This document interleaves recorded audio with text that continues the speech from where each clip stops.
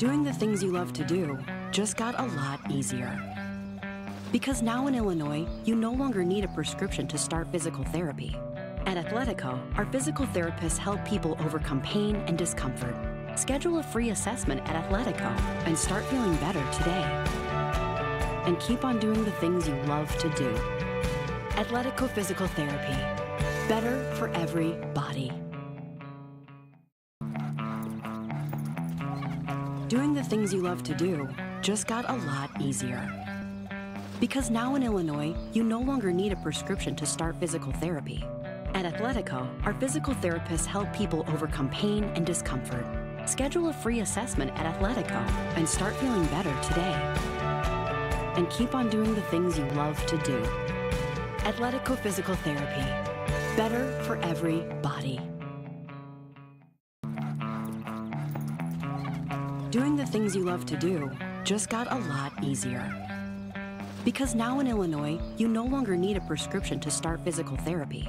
At Athletico, our physical therapists help people overcome pain and discomfort. Schedule a free assessment at Athletico and start feeling better today. And keep on doing the things you love to do. Athletico Physical Therapy. Better for every body. Doing the things you love to do just got a lot easier. Because now in Illinois, you no longer need a prescription to start physical therapy. At Athletico, our physical therapists help people overcome pain and discomfort. Schedule a free assessment at Athletico and start feeling better today. And keep on doing the things you love to do.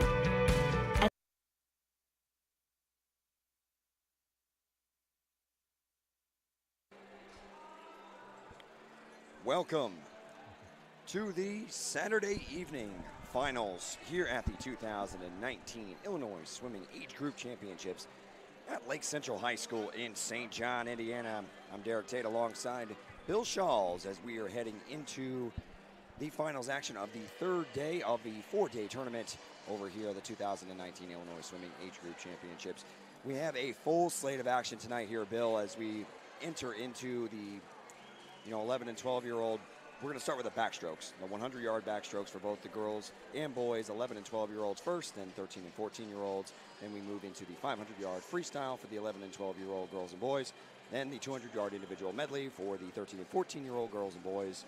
Then the 100-yard freestyle for everybody, the 50-yard butterfly for the 11 and 12-year-old boys and girls, 200-yard butterfly for the girls and boys, 13 and 14-year-olds.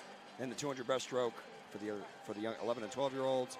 Then the 1,000-yard freestyle for the 13 and 14-year-olds, and then finish it up with some medley relay action, 400 medley relays for the 11 and 12 and 13 and 14-year-olds. Yeah, the interesting thing tonight is as we go through the event list, we got some longer events. We got the 200 butterfly middle of the session, and then we go into the 1,000 frees, and a lot of those 200 butterflyers, some of the 1,000 freestyles will be swimming in those medley relays. Plus we're swimming multiple strokes. We got backstroke, free and fly and breast, all 4 strokes tonight. So those medley relay kids are going to be, a lot of those kids are going to be doing a lot of work going into that relay, and especially the kids coming out of the 2 fly. There is those 2 heats in the 1,000, so they're going to get about a 20-minute break, so they'll be able to warm down, but that always plays into how those medley relays swim at the end of the night. And be remiss if we didn't bring up all of the thank yous that we really are due here for Lincoln Way Swim Association and the West Swim Club, the 2 host crews here at Lake Central High School in St. John, Indiana. Of course, all the volunteers. There's so much that goes into these swim meets. It's really impressive. There really is. I mean, there's over 500 volunteer slots, and each of these volunteers are working 5-6 hour sessions, and so a lot of work goes into this, and hats off to these 2 clubs. So this meet is really run well. West Swim Club and Lincoln Way Gators. This is the first time they've done this together. I've been a meet director for this meet. I know the amount of work that's come in, and fortunately we were able to talk to them a little bit about some of the things that we do, but they're really doing a great job. Their volunteers are friendly and helpful, and that's really, really important in a meet like this. Absolutely is. We're going to go ahead and throw it over to the public address announcer for the national anthem. In Illinois Swimming Short Course Age Group Championships, I ask you to please stand, remove your hats, direct your attention to the far wall of the natatorium for the singing of our national anthem by Maverick Parent Jonelle Gamilla.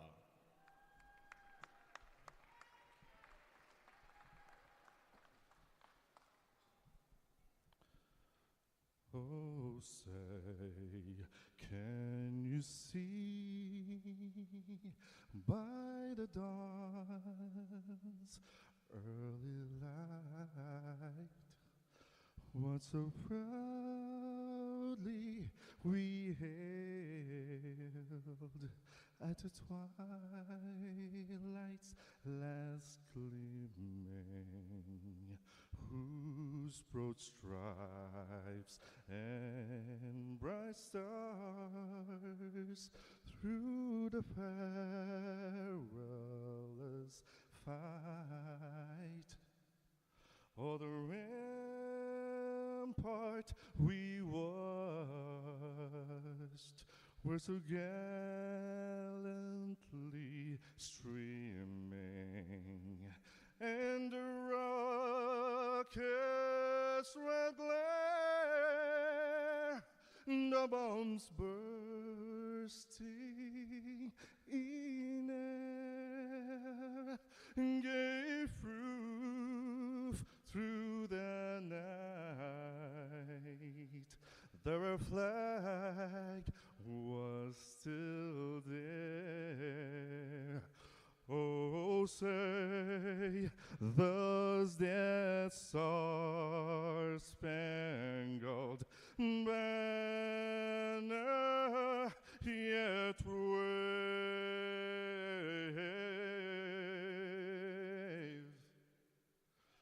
Oh, the land of the free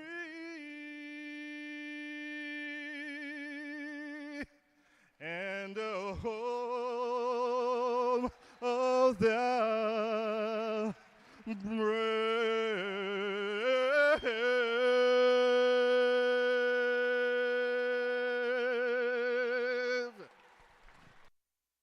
Beautiful work from Mr. Gamilla. Yeah, we'll see his son Jaden Gamilla tonight in the men's 200 butterfly. But yeah, that was an outstanding rendition. I don't have quite those pipes, Mr. Gamilla. Well done, as we are going to kick things off here with the girls, 11 and 12-year-olds, 100-yard backstroke. But yesterday, as we entered into our final, we did actually have a couple of teams a couple of swimmers head up to the podium to start things off for the award ceremony. So we're going to see if we're going to start with the actual backstroke right now, or if we're actually going to go to the podium. Yeah, we will start with the backstroke. On Thursday night, it's a pretty low attendance. It's all the distance events, so there's not a lot of people, and the kids want to get out of there. So we moved the awards to Friday so that they can get the recognition they deserve. Last night with the relays, they finished them up. We can go right into the awards. We don't have to wait or anything. So, yeah, it works a little bit better that way. So it's just that one unique situation for the first night. Gotcha. Well, now, hey, we're heading into the B final as we kick things off here. In lane number 1, that's going to be at the bottom of your screen. That's going to be Margaret Nowak. In lane number 2, it's going to be Aubrey Korzeniewski. In lane number 3, it's going to be Camille Zinnes. In lane number 4, Anna Bouvari. In lane number 5, Jenna Hedrickson. In lane number 6, Allison Straub. In lane number 7, Tessalina Stavropoulos. In lane number 8, Maya Matthews. In lane number 9, Lucy Rooney. And in lane number 10, Natalie Sirozanowski. As we are just about to get underway here in the B final. Now, the Illinois State record set back in 2013 at this meet with a 56.41 by Grace Ariola. As we are off and running here on the opening heat, or the opening final of the Saturday night 2019 Illinois Age Group Championships. Now, these girls earn their lanes by their swims in the preliminaries, and so it's the seeds, as you can imagine, are going to be pretty tight. Everybody in this heat is seated with a 103 to 105 low, so should be a tight race. We're going to start off with Allison Straub from Bloomington Normal, getting out in an early lead with 30.6. But Tessel Stavropoulos, I can't even see that. Stavropoulos. Yes. Tessalina Stavropoulos is right next to her. Also in lane 2 is, I'm going to pick all the good names right now, Aubrey Korzeniewski. The race looks like to be shaping up in the middle of the pool. Final 10 yards. We're coming right down to the wire in this B final for the 100-yard backstroke for the 11 and 12-year-old girls in lane 5 with one last stretch. It was Jenna Hendrickson from Wheaton with a 102.94. Allison Straub with a solid time of 103.33 coming in second. And as a reminder, the swimming in the sport of swimming, we have 2 heats in the finals. The swimmers in this B final cannot score into the A finals, and the swimmers in the A finals cannot drop down. Once you've locked into your heats, just makes for honest racing in the morning and forces kids to get up and go. So a little bit different than what you maybe see in other sports. Well, 102.94 would have actually gotten into this A final for Miss Jenna Hendrickson, but we're going to go ahead and throw it over to the public address announcer for the lineup for the A final. Here in our A final, lane 1, NASA Wildcats, Megan Marquardt. In lane 2, from Wolfpack, Brooke Menike. In 3, Palatines, Vera Connick. In 4, Ultimate Swimming's Burlington Bocas. 5, from Glenbrook, Sophia Zamansky. 6, Palatines, Eugene Shin. 7, Midway's Elizabeth Euler. 8, Wolfpack's Isabella Chow. 9, from Bullets, Sadie Murphy. And 10, Delta's Christine Jimenez. And that is the A final. Now, one of the interesting things to watch for is I think the race is going to be in the middle of the pool between Sophia Samansky and Eugene Shim. But Eugene Shim is a little bit off her seed time from the morning swim. And we've kind of talked about this over the weekend, how the swimmers at this level, especially the top kids who know that they don't have to go all out to get into finals, can back off their race a little bit. So we'll see how aggressive these 2 girls are tonight. It was Sophia Samansky and Eugene Shin, the only 2 racers in this A final to go sub 1 minute. So let's see what they got as all the women are off to a fantastic start. And actually in lane number 7 to go along with lanes 5 and 6, it's a solid start for Elizabeth Euler. Yeah, she's out quick. She's got some really good hands. She does nice dolphin work too, but now we're starting to see Sophia start to make her move up towards the front of the pack. And at the halfway point, it is Sophia Samansky out in front by 0.3 of a second over Elizabeth Euler with a 28.4 in the opening split. Samantha's out about 0.3 faster. Eugene Shin also out of where she was this morning. Euler is the one that's she's out quite a bit faster than she was than this morning. So she's putting together a really good swim here. But we're now starting to see Sophia Samansky start to pull ahead of the crowd here. It's going to be a close one for second place as Samansky is going to take the top spot in this A final. And it's a great swim from Eugene Shin with a 59.36. And really, Elizabeth Euler, 59.37. Yeah, really, really nice swim. And Eugene Shin had a phenomenal lunge into the wall. She really threw her whole body into that last stroke. It gave her just the edge to touch out to touch out Elizabeth Euler. So phenomenal finish, well timed. You go a little bit too early, and you end up being a little bit short of that wall, and it can go against you. But she swam that perfectly. By 100th of a second, it is Eugene Shin in second place in the A final as we move now on to event number 48, the 11 and 12-year-old boys 100-yard backstroke. As we have the B final, let's go ahead and run down the lineup here. In lane number 1 at the bottom of your screen, it is Carson Converse. In lane number 2, it's Cameron Sensulo. In lane number 3, it's Olin Kusevex. In lane number 4, it's Evan Conti. In lane number 5, Jonathan Blackman. In lane number 6, Joshua Bay. In lane number 7, Alex Drabzak. In lane number 8, Emmanuel Cisneros. In lane number 9, Nathan Lindstrom. And in lane 10 at the top of your screen, Jack Rotten. So in lane 6, Josh Bay had a great breakout. Let's see if he goes deep on this turn, and he does. Watch his dolphin work underwater. He's out kicking everybody in the field. That's a huge advantage when you have that skill. Joshua Bay heading at the halfway point, being challenged in lane number 3 by Kusevics. Josh Bay, Josh Bay was out in 30.1, so he's out at about the same speed. Jonathan Blackman also out right where they were this morning. We're seeing lane 3 now. Olin Kuznevitz moving forward. Some good, decent dolphin work, but got a much better tempo, and looks like he's trying to pull away from this field. Olin Kuznevitz from the Patriot Aquatic Club trying to bring it home. 10 yards left in this B final, and diving into the wall is going to be Olin Kuznevitz with a great time of 102.20, just edging out Jonathan Blackman with a 102.90. As we are now going to move into the A final for this 11 and 12-year-old boys 100-yard backstroke. We'll go ahead and throw it over to the public address announcer for the A final.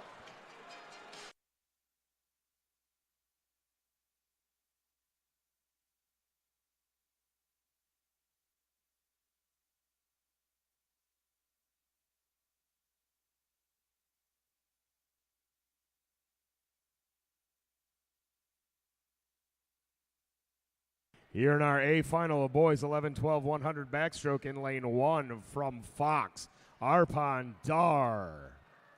In 2, Hinsdale Xavier Sohovich. In 3, Wolfpack's Levi Tipton. In 4, Riptide's Noah Aguado. 5, from West Chicago, Brady Johnson. 6, from Wheaton, Ruben Stakavicius. 7, from Bullets, Andrew Spencer. 8, NASA Wildcats, Gavin Stiglitz.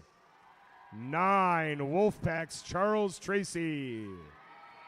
And in lane 10 from Hinsdale, Henry Guo. Brady Johnson really outclassed the competition this morning with a 57.6. Second place swim this morning was 1:00:02, so he's got about a 2.5 second, 3 second lead. The meet record is a 56.78, so he's just about a second off that, and Illinois record is a 55.6. Set by Andrew Lynn back in 2016, and we're off and running here in this A final. Like you mentioned, it was Brady Johnson who posted an absolutely blistering time at 57.61, which he was the only person in this A final to post a sub 1 minute. Correct, and he was 27.7 this morning. Now lane 4 right now, which is Noah Aguado, looks like he's really getting after this first 50. And it's still going to be Brady Johnson who touches the wall first, but only 0.04 of a second in front of Noah Aguado. But Brady is 0.6 of a second faster than he was this morning. If he can keep this speed up, he's going to have a shot at the meet record. I think the actual Illinois state record might be a little bit too much, but looks pretty solid there. And Noah Aguado is sitting in second place right now with, let's see where we are here. He's coming in 53. Brady Johnson trying to break the meet record, 55.69. Misses the meet record by 6/100ths of a second, and but does shatters the actual shatters the meet record, misses the state record by 6/100ths. A great swim from Brady Johnson. Noah Aguado coming in with a solid 57.38, and Rubenas Stakavicius with a 58.18 for Wheaton. So a solid swim in that A final, but Brady Johnson absolutely dominant once again as we now move into event number 49, the 13 and 14-year-old girls 100-yard backstroke. As in lane number 1 at the bottom of your screen, it's going to be Grace Beavers. In lane number 2, it's going to be Anna Marie Lancaster. In lane 3, Lauren O'Connor. In lane number 4, Annika Parkey. In lane number 5, Madison Dorn. In lane 6, Megan Eng. In lane 7, Emilia Jedrika. In lane 8, Amanda Nidge. And in lane 9, Maria Sparacino. And in lane 10, at the top of your screen, Christine Kelly. In the qualifying round, it was Madison Dorn from Reach Aquatics who posted the best time with a 59.18. But early on at the first turn, and some great underwater work in lane number 4, is Annika Parkey. Yeah, the entire heat is within a half a second of each other. This is literally anybody's race. Wow, we are nearly identical. It is Emilia Jedrika with a 28.70 with the best 50 yards. Well, I mean, actually it was 28.49 at the top of your screen. And Christine Kelly in lane 10 is going to turn first at the 75 mark. See if she can hold on to this.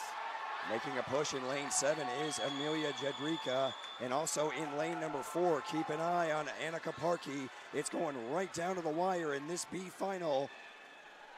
And they touch the wall, and it is going to be Annika Parkey with a 58.76. Amelia Jedrika with a 58.83 comes in second, and in third, Christine Kelly in lane 10 with a 58.90. Anna Parkey drops a few tenths. Had a great second 50, got back under 30. She was almost a second faster tonight in the second 50 than she was this morning. So did a nice job of building the race up, saving her legs a little bit for the end, and then coming in for a great finish. As we're going to go ahead and throw it over to the public address announcer for the A final for this 13 and 14-year-old girls 100-yard backstroke.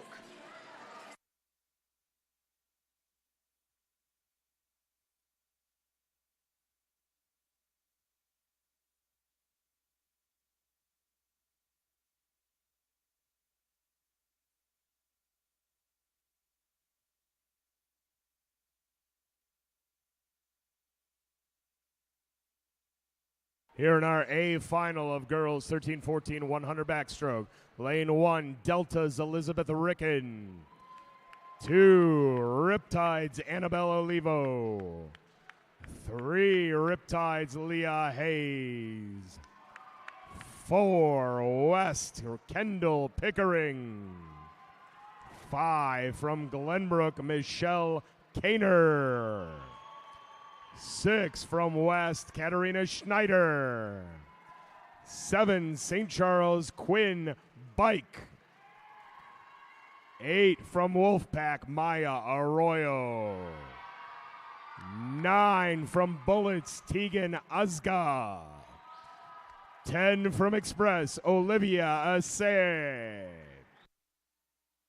So we head into this A final, and it is a town of group when Leah Hayes is in the lane 3, but 55.83, the top qualifying time set by Michelle Canner earlier today. The meet record is set at 55.22 back in 2015 by Emily Ryan, so that could be in danger in this swim. Yeah, we're certainly going to watch for Michelle. She was out in 27.4, back into 28.3. Really split the race well, but she's going to have to be more aggressive tonight if she's going to win this with a meet record time. So really phenomenal breakout in lane 4 by Kendall Pickering from West. She gets to the wall first at the first 25. Man, she's got some really nice ball because you watch these swimmers that go a little bit deeper. Also lane 7, Quinn Bike also had some really nice underwater work, but it looks like it's going to be Kendall Pickering hitting the wall first. And it is 27.00. Michelle Kaner 27.09, so that is faster than she was. And Michelle Kaner's a closer. She has really great back half speed.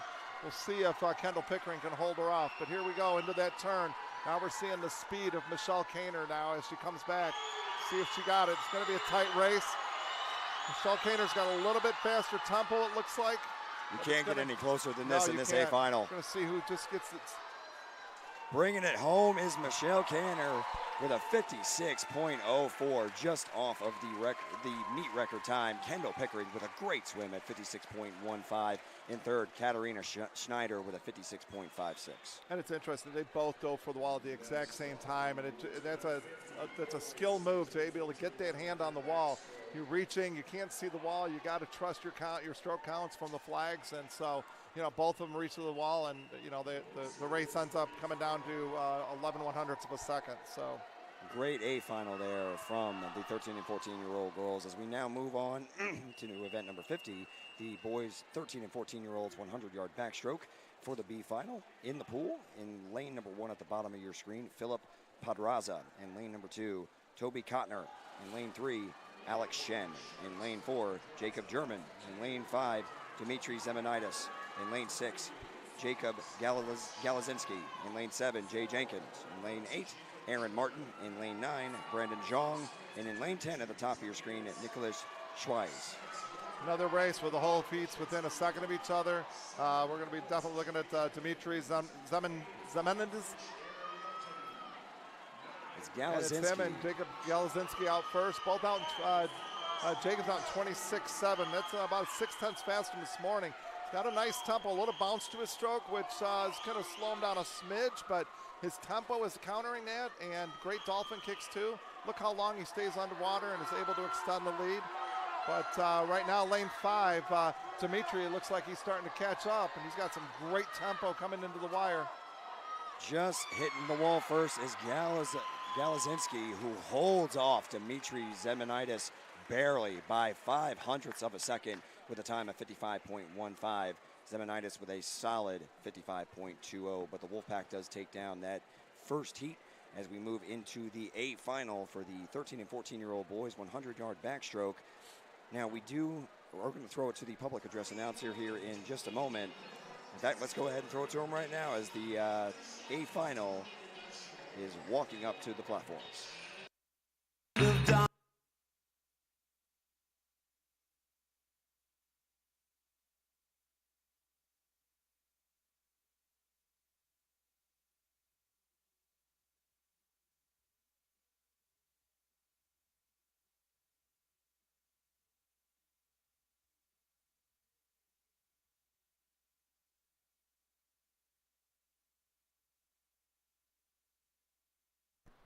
Here in our A final of the boys 13-14 100 backstroke in lane 1 from Galway, Charlie Herrick.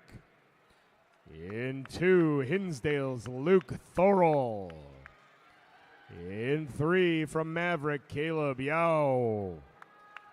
4, swimming unattached, Brandon Johnson. 5, Wheaton's Dylan Bureau. 6, Patriots, Jaden Heinlein. 7, NASA Wildcats, Rex Maurer. 8, from Sterling Stingrays, Riley Austin.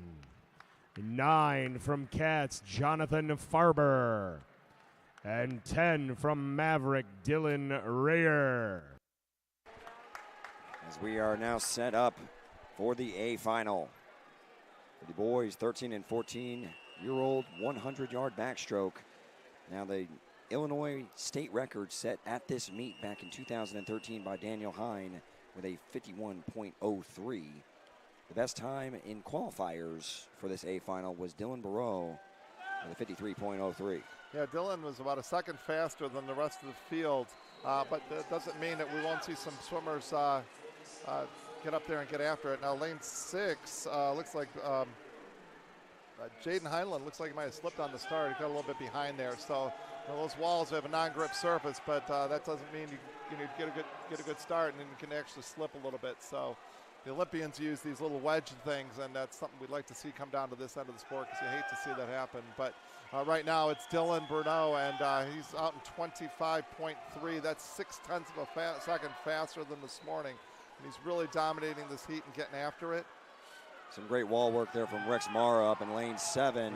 He's the only one remotely close in this A final. And Rex Maurer looks like he's overtaking. It's going to come down to the finish.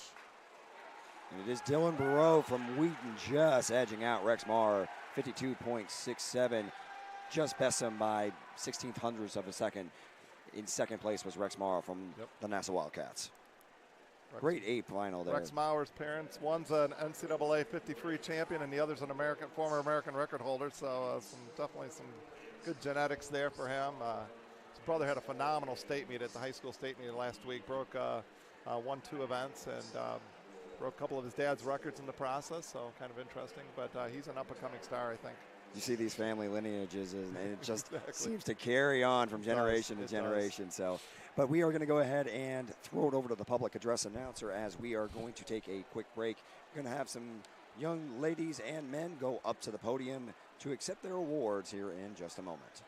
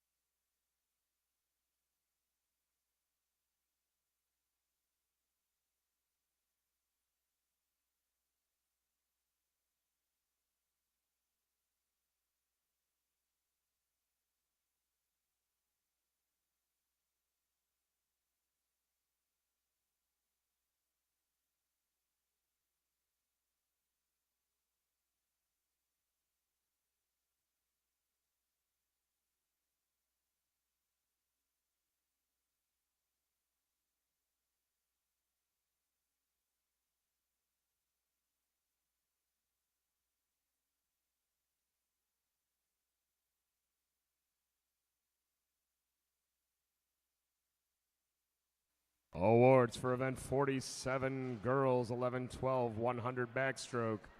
In 10th place, Delta's Christine Jimenez. In 9th place from Bullet, Sadie Murphy. In 8th place from NASA Wildcat, Megan Marquardt. 7th from Wolfpack, Brooke Monarchy.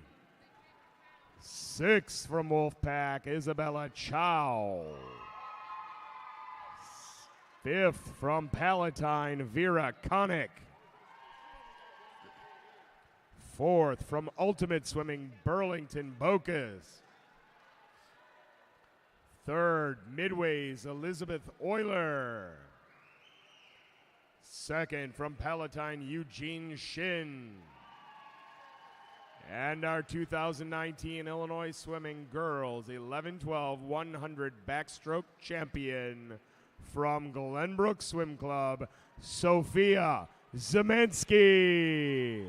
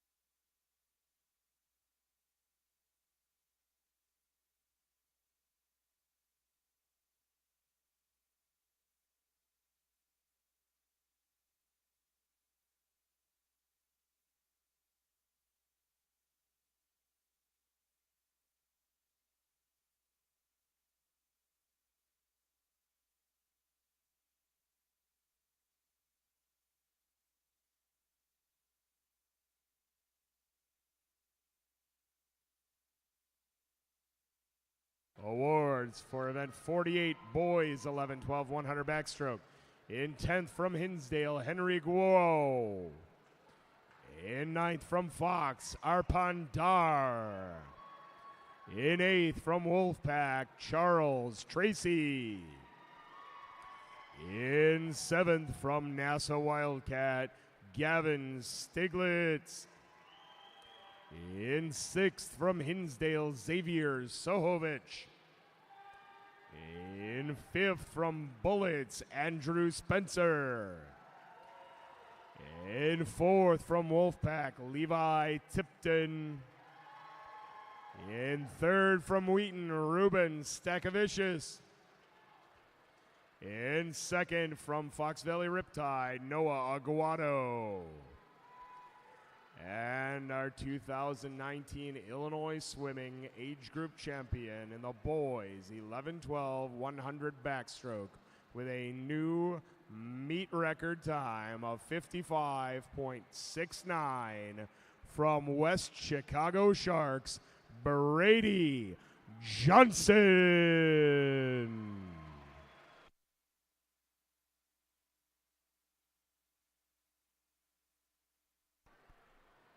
Congratulations, gentlemen.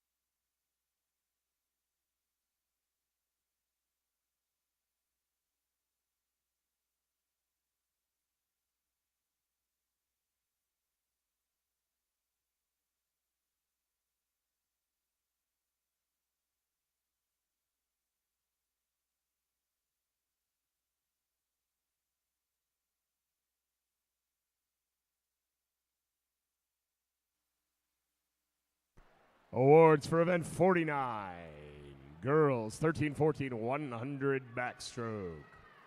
In 10 from Express, Olivia Assay. In 9th from Delta, Elizabeth Ricken. In 8th from Fox Valley Riptides, Annabelle Olivo.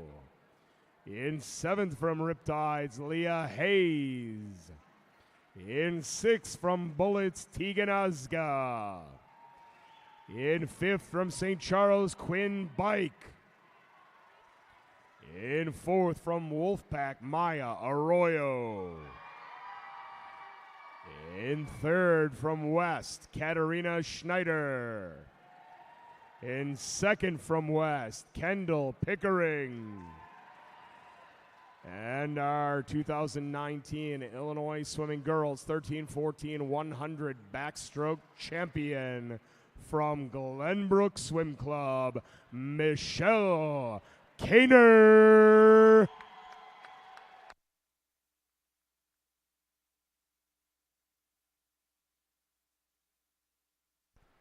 Congrats.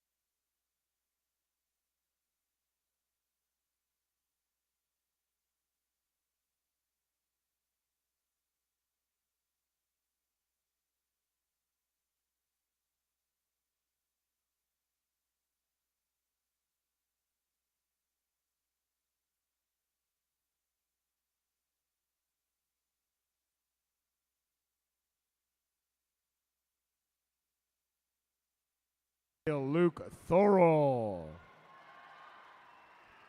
In 3rd place, swimming unattached, Brandon Johnson.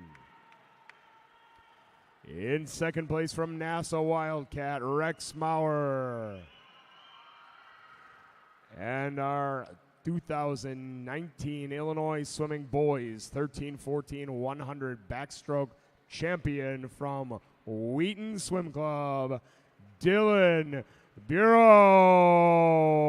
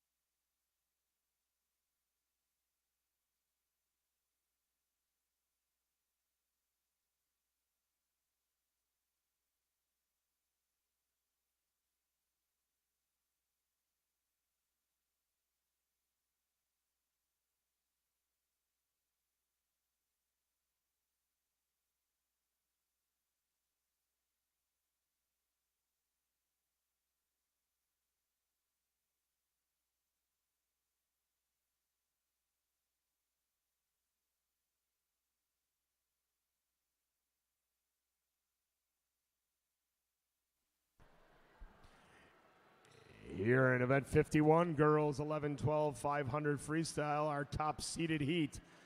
In lane 1 from Hickory Willow, Ellie Egan. In lane 2 from Wheaton, Jenna Hendrickson. In lane 3 from Ultimate Swimming, Kalia Hughes. 4, Glenbrooks, Rachel Kravtsov. 5 from Wolfpack, Gabriela Veliz. 6 from Delta, Bridget McGann. 7 from Wolfpack, Renee Tan. 8, Lake Forest's Delaney Umbleby. 9, Springfield Wise, Abigail Wheeler. And in lane 10 from New Trier, Joyce Yoon. So this is the 11-12 girls 500 free. This is a timed final event, so only the fastest heat is swimming at night. We had about 20 some odd girls swim this morning, and the fastest time from this morning is a 5:22.8. Looking at the seed times of this championship final heat, that probably won't factor into winning, but could end up being a medalist. The number 1 seed is a 5:13.0, Gabriel Veliz in lane 5. The meet record is a 4:59.43 by Grace Areola in 2013. Bridget Bowman back in 1983 won a 4:53.2, which is lightning fast for a 15-18 girl, much less at that time would score high in the high school state meet, and she did it as a 12-year-old. Bridget McGann out in front on the first 50-yard split with a 27.07. Like back in 1983, how much has the sport has evolved in leaps and bounds, and not only that, but the equipment as well, correct? Absolutely. I mean, these girls, Bridget Bowman was swimming in a practice suit made out of nylon. These girls are swimming out of high-tech, made of high-tech fabrics, and with you notice the girls that the legs of the suits go down to the knee. That gives them compression in the thighs, so that help clear the lactic acid out. These suits are much tighter, so any body fat that you may have gets compressed a little bit too, and so and just the vibration of the skin can cause resistance, and people, you don't really think about that, but so all those factors are coming in with these new tech suits that are covering more of the body, and their drag coefficient is lower than skin, so all those are factoring in. Bridget Bowman, the fast suit, probably is 4:45 in that suit, so you think about how fast that time really is. We had a tech suit controversy in our sport several years ago where the suits were so fast and full body suits that every world record was getting broken, so they ended up cutting back on some of that stuff, what was allowed. Go back to the race here. Bridget McGann is in the lead, 30.9. To go under 5 minutes in this event, and like we said, the record is a 4:59 for the meet record. Swimmers need to average 30.1, something like that. And right now, these girls are already averaging 31.2 and 31 lows. So we'll probably see some swims under 5 minutes and 10 seconds, but girls are seated with 5:13, maybe even 5:05. But I don't think the meet records are going to be in jeopardy. So we'll just watch and see how this race develops. One of the interesting things about the 500 is you will have swimmers that will what we call negative split the race or back half the race, maybe take it out a little bit slower, and their second half time is actually faster than their first half time. So this lead, while it looks impressive, is not necessarily safe. She's doing a nice job. Bridget McGann going 31 once, and she's definitely outsplitting the entire field.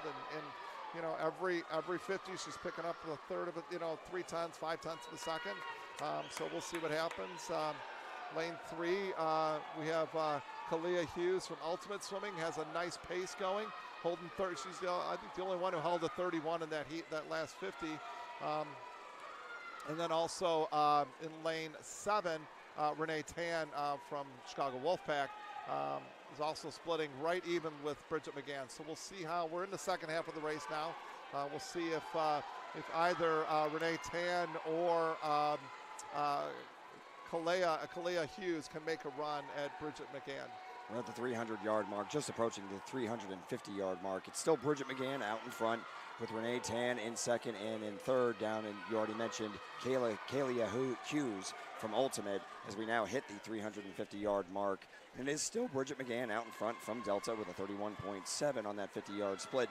But you notice, I like to try to pay attention to how much water is out in their wake, like how much are they trying to use their legs and make some sort of a push. And right now I think we see that in lane number 7 from Renee Tan. We do. You know, as you get, in the race, we talked about this before. You want to go out with your arms in the front half of the race. The legs are what drives. The more you use your legs early in the race, the more you spike your lactic acid. But now as we get later in the race, if you see the lap counters, they'll get to about the 13th, length 15th. That's typically when these girls start to pick the legs up and build into a little bit more, and that's what we talk about back halving the race.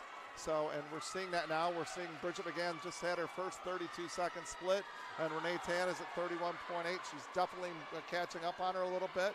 Only 75 to go. Plenty of time, actually, for Renee Tan, but what's really helping Bridget McGann right now is her turns are excellent. She's got tight streamlines, really using her legs off the wall, and so anything that Renee Tan is gaining on the swim, Bridget McGann is gaining back on the turns.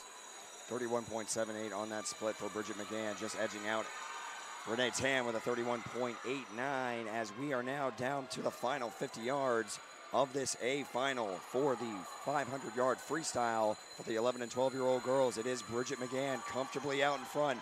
What can Renee Tan do to try to track her down? I don't think she's going to catch her. She's not, and Kalia Hughes is holding off a fierce challenge from lane 5, Gabriella Veliz from Chicago Wolfpack. I think Gabriella's going to pass her. She's got a much bigger kick and much better tempo, and that is indeed the case. So, top 3 times, Bridget McGann with a 5:08.68, Renee Tan in second with a 5:10.72, and Gabriella Veliz with a 5:14.19. Yeah, Bridget McGann swims for Delta.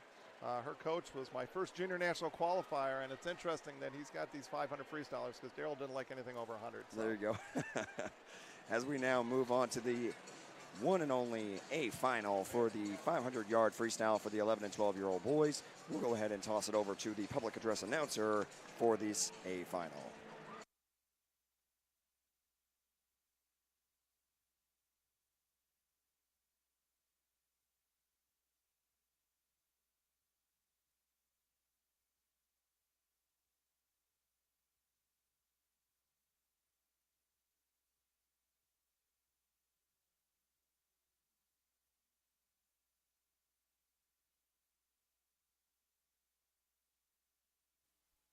Here in event 52, our top-seeded heat of boys, 11-12, 500 freestyle.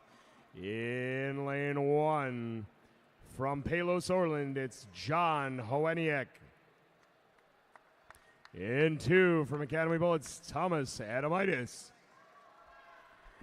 In 3, from Wheaton, Ruben Stakavicius.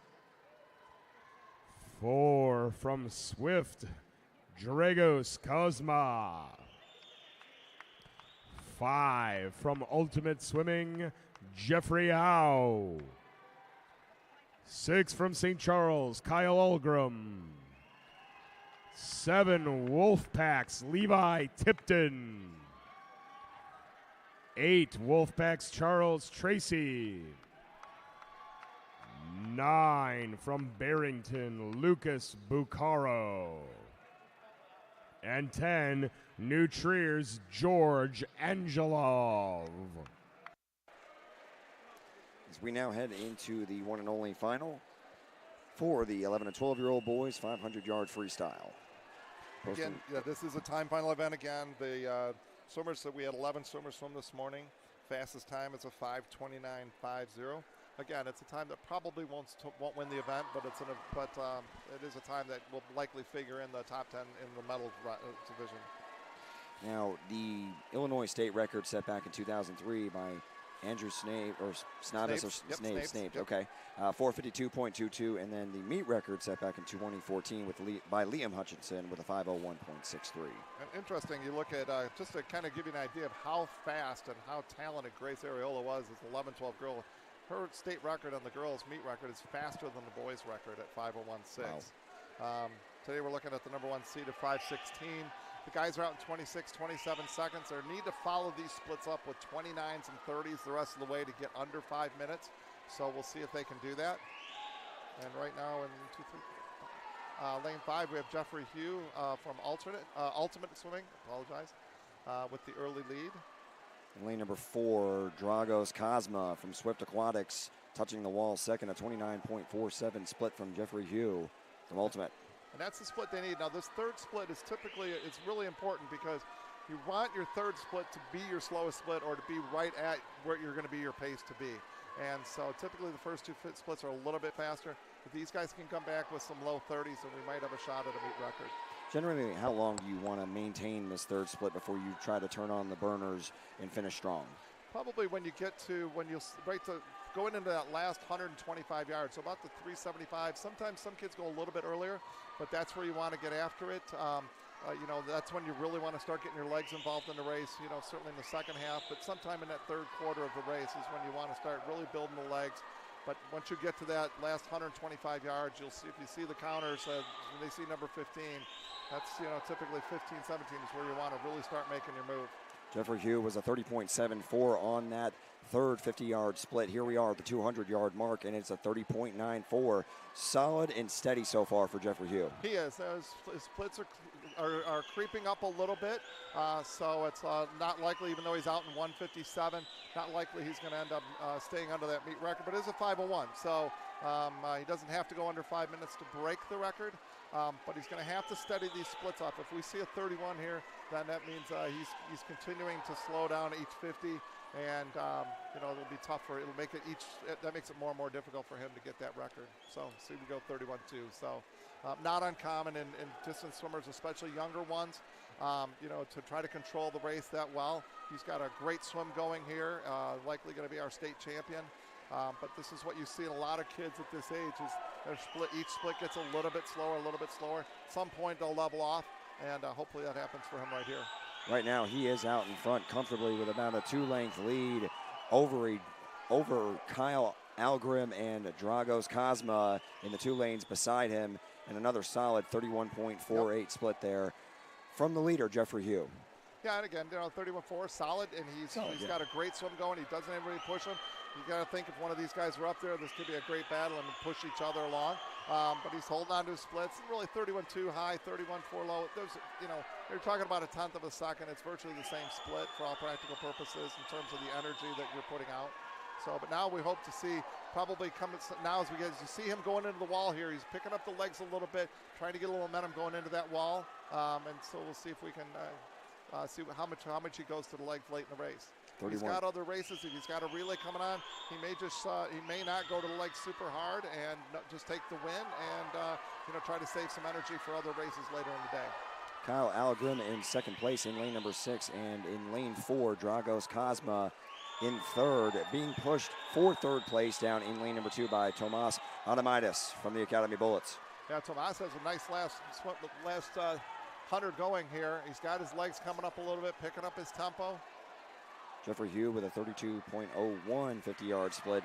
Made up a little bit time in lane 6 was Kyle Algrim as we do head down the final 100 yards of this 11 and 12-year-old, a final for the 500 freestyle. I think it's really interesting to watch Tomas here down here in lane 2. He had the second fastest split in the field on that last 50. So he's got a little bit of work to do to catch a swimmer from Swift, but Dragos. We'll see if he can do it. We're into the bell lap now, and they turn even. Obviously, the race is out in front with Jeffrey Hugh, who's continuing to dominate the race. Split's still kind of dropping off a little bit. I guess he's got some late races later on, and he's going to try to save some energy. But look at Tomas here. He and Dragos Cosma have a great race going on for third place. Looks like Kyle Algrim is going to finish with second place. As it is going to be Jeffrey Hugh with a 5:07.62 A great swim from Ultimate. Kyle Algren takes second place with a 5:09.60. And Tomas Adamaitis does catch Dragos Cosma for third place with a 5:11.60. Yeah, great kick at the end, 30.5. Great finish. Again, you race for 5 minutes and 11 seconds, and you touch somebody out by 3/100ths of a second. So it all came down to that last 50 and just getting the legs going. But a great swim for all those guys. A lot of best times here. None of these guys, nobody in this race came in under 5:16, and we see the entire, virtually the entire, most of the field, all those leaders are well under, right around the 5:10 mark, 5:11. So. Great A final there for the 500-yard free for the 11 and 12-year-old boys as we now move into event number 53, the 13 and 14-year-old girls 200-yard individual medley. As we are yet for them to take the platform, but we'll go ahead and run down the lane assignments. In lane 1 at the bottom of your screen, it is Alyssa Tungle.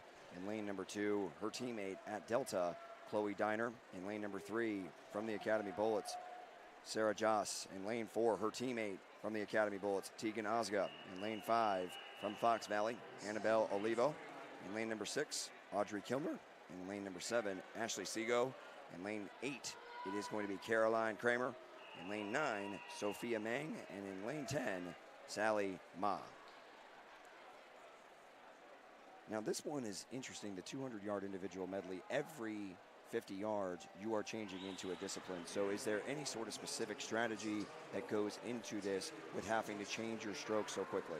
Well, I think the big thing too, the big thing about this is that it's really important, for these girls that are not butterflyers, you want to stay in the race. You don't want to wait until your best stroke, if it's back or breast. You want to make sure that you can stay in the race, but do it without killing yourself, without over swimming it. So that's the key to the beginning of the race, and that's kind of true for every sport. Later in the race, if you're a flyer backstroke and you got to survive the breaststroke, it's about keeping your tempo up, good distance per stroke. So, we'll see how they react to everything here. And right now, we have lane 5. We have Annabelle Olivio out in the lead with Aubrey Kilmer right next to her.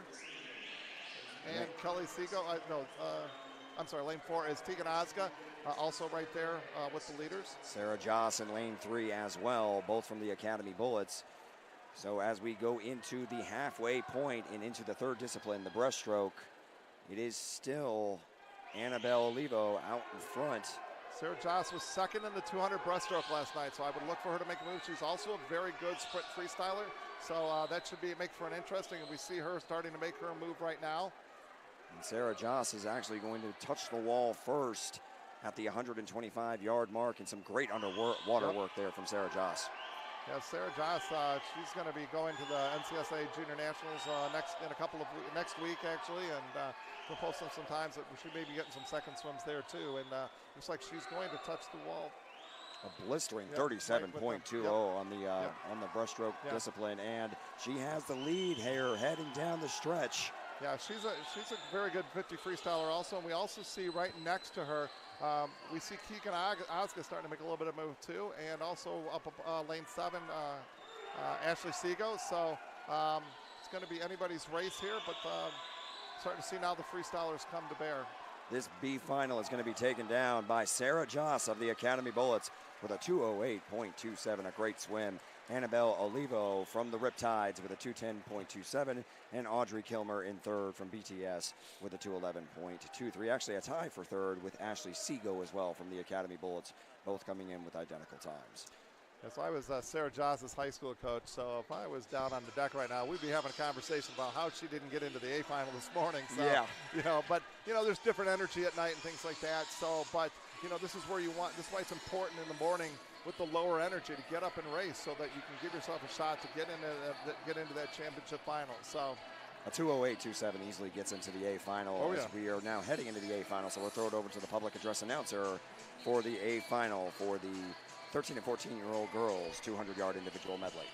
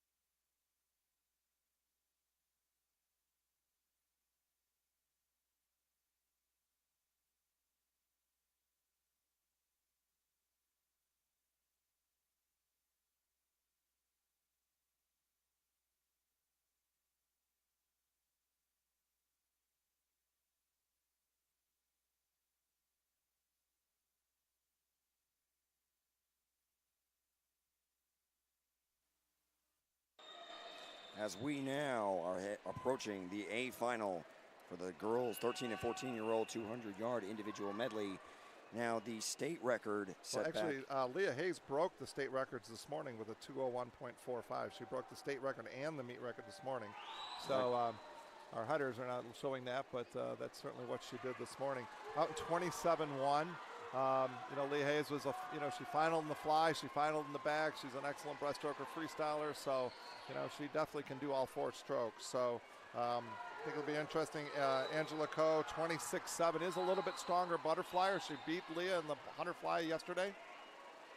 And she does so through the first 50 yards of this 200-yard individual medley with a 25.88 opening 50-yard split.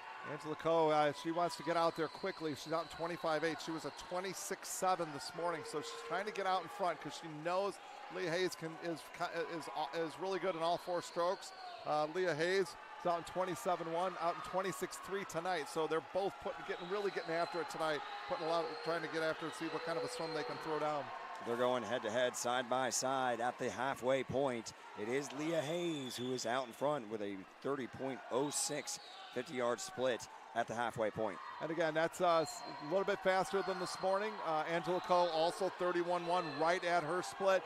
Angela Coe really went after that butterfly, and we'll see how she does. The backstroke split was the same, so she may be struggling a little bit here. We'll see if she can hold on to the end because we do have Nina Mullen and Alexandra Mitchell getting into this race too. So, but right now this is all about Leah Hayes. She is 131. She's 34.8. She is still faster this morning. If she gets after it, she's got her legs going here. This could not only be a state race. She could be under 2 minutes. Here is Leah Hayes' final turn. It's a battle for second because Leah Hayes is absolutely dominating this A final. 28.5 this morning. If she does that tonight, she's going to go 159. Are we going to have a new record under 2 minutes? Yes, we will, with a 159.39. Leah Hayes from the Riptides. What a fantastic A final and a great swim to finish out the 200-yard individual medley. Put that swim into perspective. She's a 7th grader, and the Illinois high school state record is a 159.9. Or 2:00. I don't even know if it's under 2 minutes yet, but that is faster than the Illinois high school state record. So unbelievable swim. And Leah Hayes continues what has already been a fantastic swimming career as she continues to impress. As we move on to the next event, it's going to be event number 54. But as you can hear, a round of applause here at Lake Central High School in St. John, Indiana, and it's well-deserved for Miss Leah Hayes. Moving into the event number 54, the 13 and 14-year-old boys 200-yard individual medley. The B final, as we have in lane number 1 at the bottom of your screen, Alexander Pierce. In lane number 2, it's going to be Michael Weiserick. In lane number 3, Arthur Zhang. In lane number 4, Bray Sanchez. In lane number 5, Nathan Bell. In lane 6, Skylar Drolema. In lane number 7, Kane Kriz. In lane 8, Sean Wenner. In lane number 9, Grant Copen. In lane 10, at the top of your screen, Daniel Wang. And the Illinois state record set in 2015 with a 152.98. And the meet record set with a 154.22 back in 2017 by Justin Alderson. As we are off and running here in this 200-yard individual medley, the B final. Great start from Bray Sanchez, along with Skylar Drolema in lane 6. And through the first 50 yards, it's anybody's race, but it is Skylar Drolema and Sean Wenner down in lane number 8, battling it out as we move on to the second discipline. And up in lane number 9 is Grant Cuppin starting to make a move on the backstroke also. Again, we're switching strokes. Sorry, I jumped off there. I was waiting to see if Leah Hayes' time was a national age group record or not. So it's okay. It's worth checking. I can't find the records, though. Sean Weiner touches first with a 31.1. But it is Skylar Drolema, who now in the breaststroke, starting to take a lead. Also in lane 3 from the Maverick Swim Club Arthur Zhang. Those two are starting to pull away. And again, we look back at Grant Keppen from New Trier. He's also, the breaststrokers are starting to come to the front of the field now, so as you would anticipate. Arthur Zhang is going to touch the wall first, heading down into the final 50 yards of this B final. Yeah, it's a really tight race. It could be anybody's race. We want to look for some big kicks here, as we see from the middle of the pool here. So I'm looking at the, for Mavs, I'm looking at Arthur Zhang, but I'm also obviously looking into the middle of the pool at our leader, Skylar Drolema. Skylar Drolema out in front with about 15 yards remaining. The only one that can catch him is Arthur Zhang, trying frantically to do so, but it is going to be Skylar Drolema that takes down the B final with a 2:01.47. Arthur Zhang with a solid 2:03.01, and then third from BTS, Nathan Bell with a 2:04.09. As we are now heading into the A final for the 13 and 14-year-old boys 200-yard individual medley.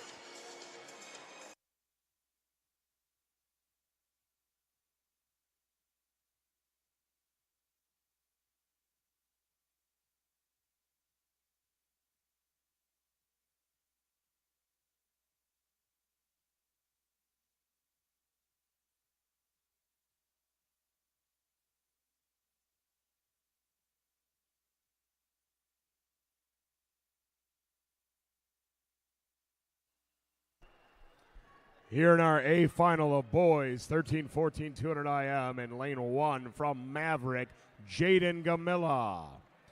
In 2, Ultimate Swimming's Braxton Bocas. 3 from Patriot, Ethan Foy. 4, Sterling Stingrays, Riley Austin. 5, Champagne Wise, Jake Regenwetter. 6, Mundeleins, Michael Wiraki. 7 from Swift Aquatics, Sifax, Rob. 8, Wheaton's, Dylan Bureau. 9, Mavericks, Caleb Yao. And 10, Patriots, Jaden Heinlein. As we now move into the A final for the 13 and 14-year-old boys 200-yard individual medley, it was Jake Regenwetter who posted the best time in qualifiers with a 158.39. Now the state record again at 152.98. I'm not sure that's going to be in jeopardy, but 154.22, given a great swim from Regenwetter. When you look at the top 4 or 5 swimmers in this heat, most of these kids went slower than their seat time this morning, which is a sign that they know they're going to get into finals and they're conserving their energy. A lot of these guys we've seen throughout the week swimming events, so it'll be interesting. I think we'll see these guys. We'll keep track of their splits and see how they do, as we go through the course of this race. As we open with the butterfly here, and it is in lane 4 and lane 6. Michael Wyrocki and Riley Austin through the first 50 yards. And it's anybody's race with a 25.65. Jake Regenwetter actually posted the best 50-yard split as they move into the second discipline. And he was 26-1 this morning, so that's quite a big improvement for him. And now we see Riley Austin from Sterling Stingrays getting out in front of the backstroke. And we'll see what he posts for his split. But he's got a little bit of bounce in that backstroke. He does have a bounce in that backstroke, no doubt about that. But he's got a good time. He's got those long arms, too. So, yeah, 28.29 50-yard split there for Riley Austin. He's out in front at the halfway point as they move into the third discipline, the breaststroke. Time for Riley. His split this morning was 3 seconds slower than the rest of the field in the breaststroke. You can see that this is not his strong stroke as we watch from heat. We watch Jake Regenwetter now start to dominate over this heat a little bit. He was 33.5. He was significantly faster. He's clearly the best breaststroker in this field. You see that domination right now. 33.5 this morning, and now he touches at a 33 flat. He's well ahead of his pace at 158.3, but I do not see him going. I don't see this as being a state record swim, however. So here's the final turn for Jake Regenwetter, who put in a lot of work and really built a lead just on his breaststroke work alone. He's about to bring it home here in this A final, as he's going to go ahead and post a sub-2-minute time at 156.77. A great swim from Jake Regenwetter. Yeah, 27.3, a full second faster than he went this morning. And, a great swim. Dominates the field by nearly 3 seconds. Finishing in second was Riley Austin from Sterling Stingrays, who really dominated the backstroke leg. And then Jaden Camilla, whose father sang the national anthem beautifully this afternoon to start this session. Coming from the outside, goes from a 2:03.5 to a 1:59.4, the biggest drop in the field, and goes from ninth to third. Great swim.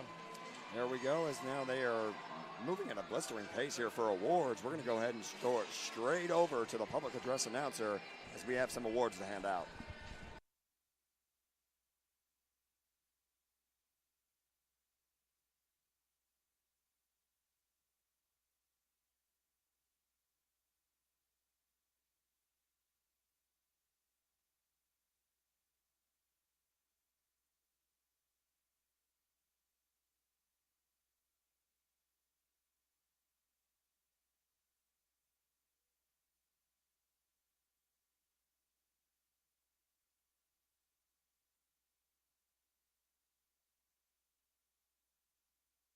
Charles Michaela Kellett.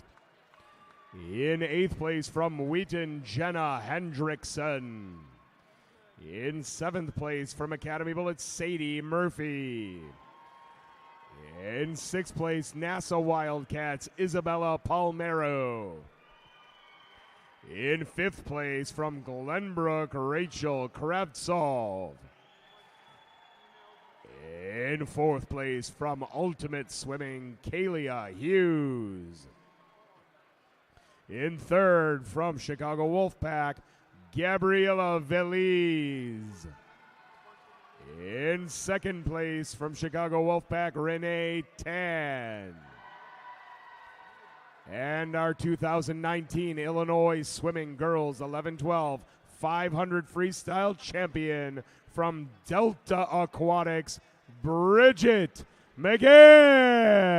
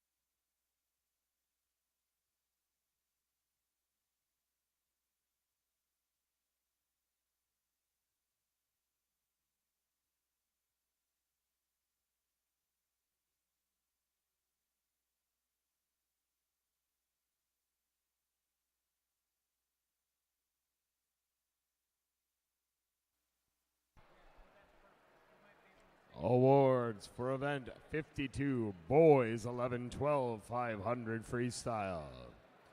In 10th place from Palos Orland, John Howeniak. In 9th from Glenbrook, Henry Chen. In 8th place from Chicago Park District, Emmanuel Cisneros. In 7th from Barrington, Lucas Baccaro. In 6th from Chicago Wolfpack, Charles Tracy.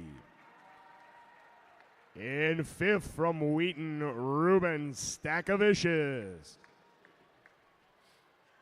In 4th from Swift Aquatics, Dragos Cosma. In 3rd from Academy Bullets, Thomas Adamitis. In 2nd from St. Charles, Kyle Algrim. And our 2019 Illinois Swimming Boys 11-12 500 freestyle champion from Ultimate Swimming, Jeffrey Howe.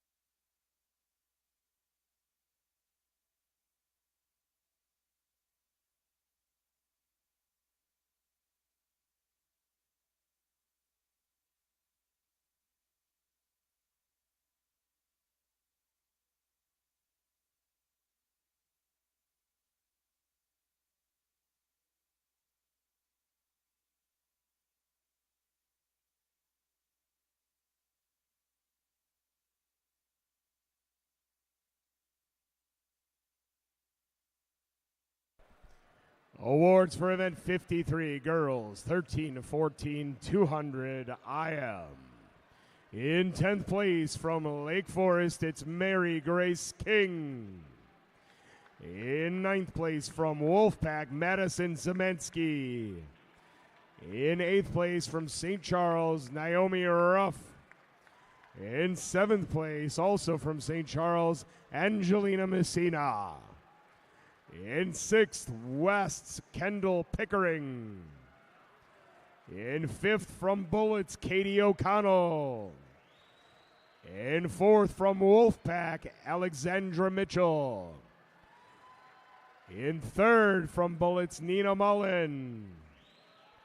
In 2nd from Champaign Y, Angela Coe. And our 2019 Illinois Swimming Short Course 200 IM champion for girls 13-14 in a new meet record and pool record time of 159.39 from Fox Valley Riptides, Leah Hayes.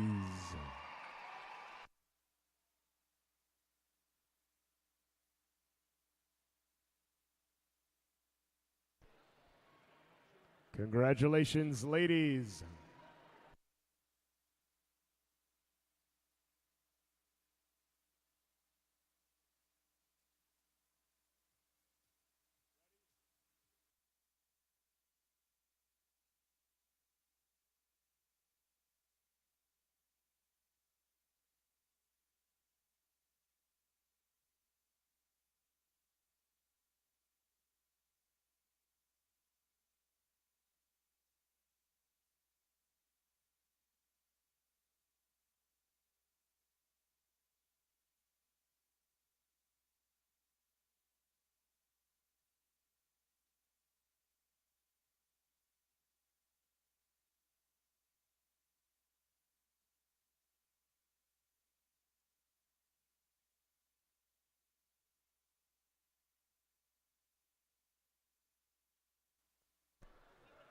Awards for event 54, boys 13-14, 200 IM.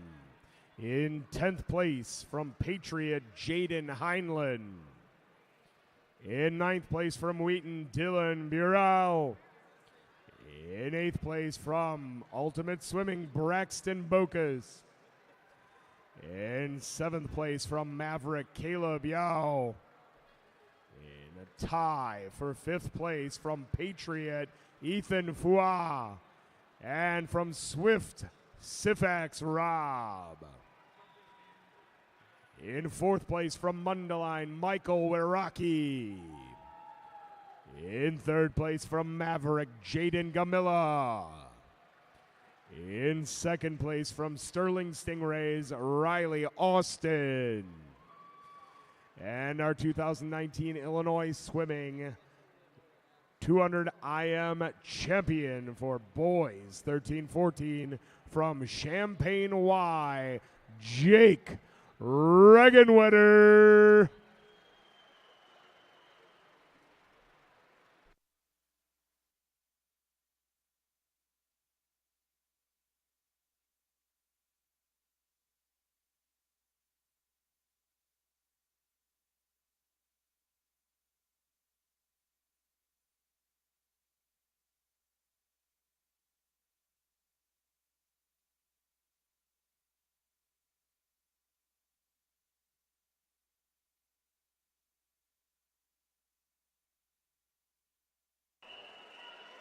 All right, we resume action and heading into event number 55, the 11 and 12-year-old girls 100-yard freestyle. So we head into the B final and your field for this B final. In lane number 1 at the bottom of your screen, Jillian Drake. In lane number 2, Ella Maxfield. In lane number 3, Megan Marquardt. In lane number 4, Isabella Palmerio. In lane 5, Kenna Malinowski. In lane number 6, Josephine Pankow. In lane number 7, Sadie Murphy. In lane number 8, Susanna Krasnicki. In lane number 9, Bryn Kleitch. And in lane 10, Annika Chandola. Another tight field where the entire field is within a little over a second of each other here. Fastest split this morning was a 27.0 from Josephine Pankow. She's out in 27.0 again, but there's a couple others that are a little bit closer to her, starting with Kellen Malinowski, who had a great second 50 tonight, or this morning, I apologize. Here's the final turn, and it is still Josephine Pankow out in front, but a great turn in lane number 6 by Pankow, and Malinowski trying to push her, in fact, making a very nice push down the final 15 yards. And watch out for lane 3 also, so that's a three-way race, yeah. And Josephine Pankow does take down the B final for the Wolfpack with a 56 flat. It is Kenna Malinowski with a 56.18 who takes second, and then Isabella Palmerio with a 56.24. As we head into the A final, and we throw it over to the public address announcer for the 11 and 12-year-old girls 100-yard freestyle A final.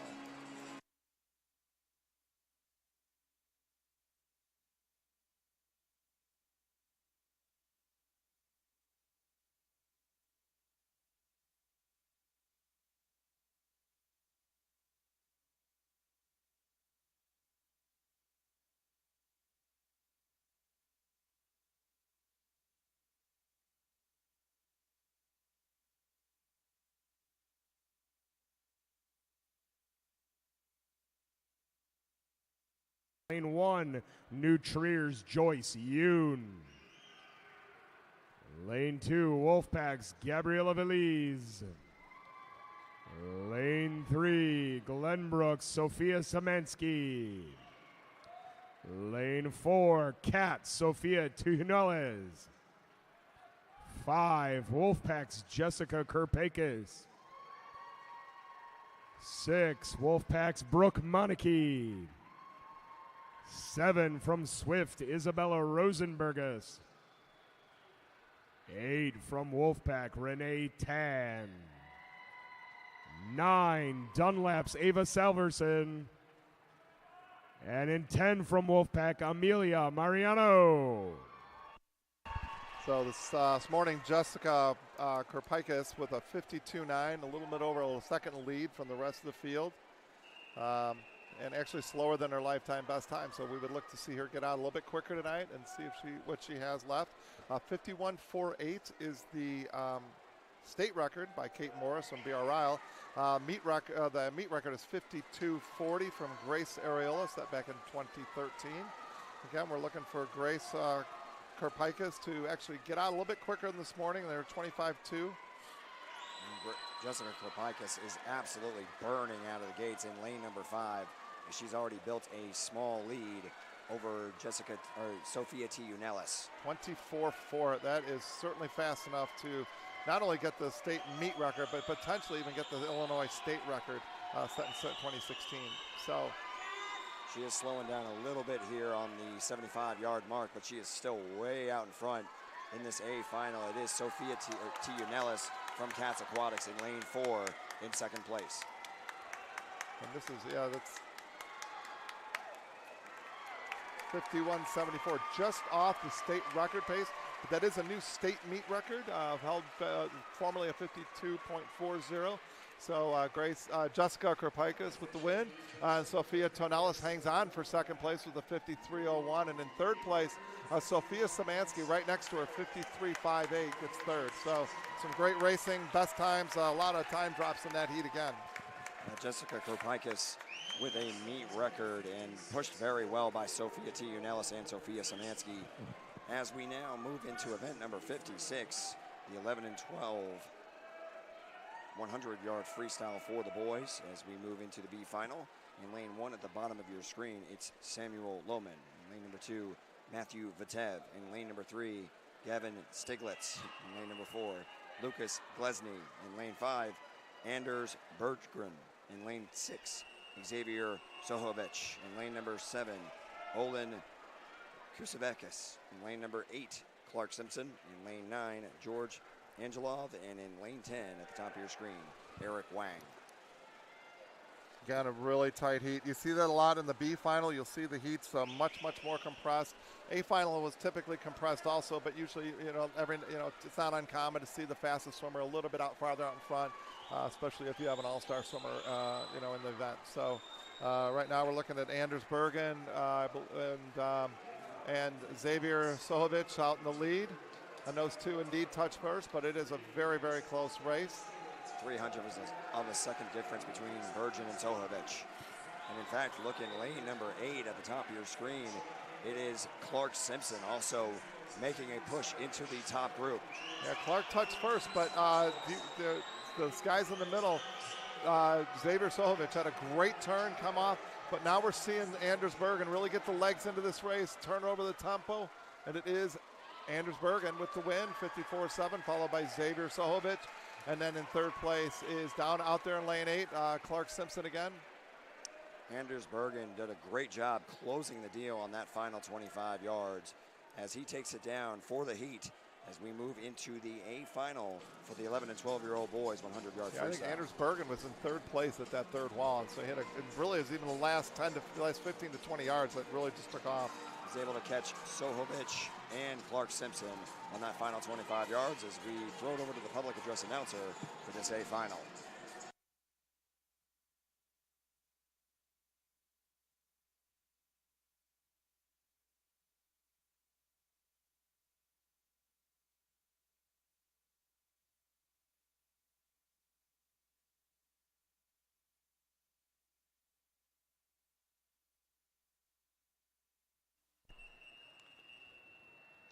Here in our A final, the boys 11, 12, 100 freestyle in lane 1, Wolfpack's Victor Margetta. In 2 from Lions, Hayden Mars. 3 from Riptide, Noah Aguado. 4, Wolfpack Xavier Phillips. 5 from Wheaton, Jonathan Wang. 6 from Swift Aquatics, Dragos Cosma. 7, Glenbrooks Euban Co. 8 from Wheaton, Ruben Stakavicius. 9, Wolfpack's Jackson Heinlein Prisult.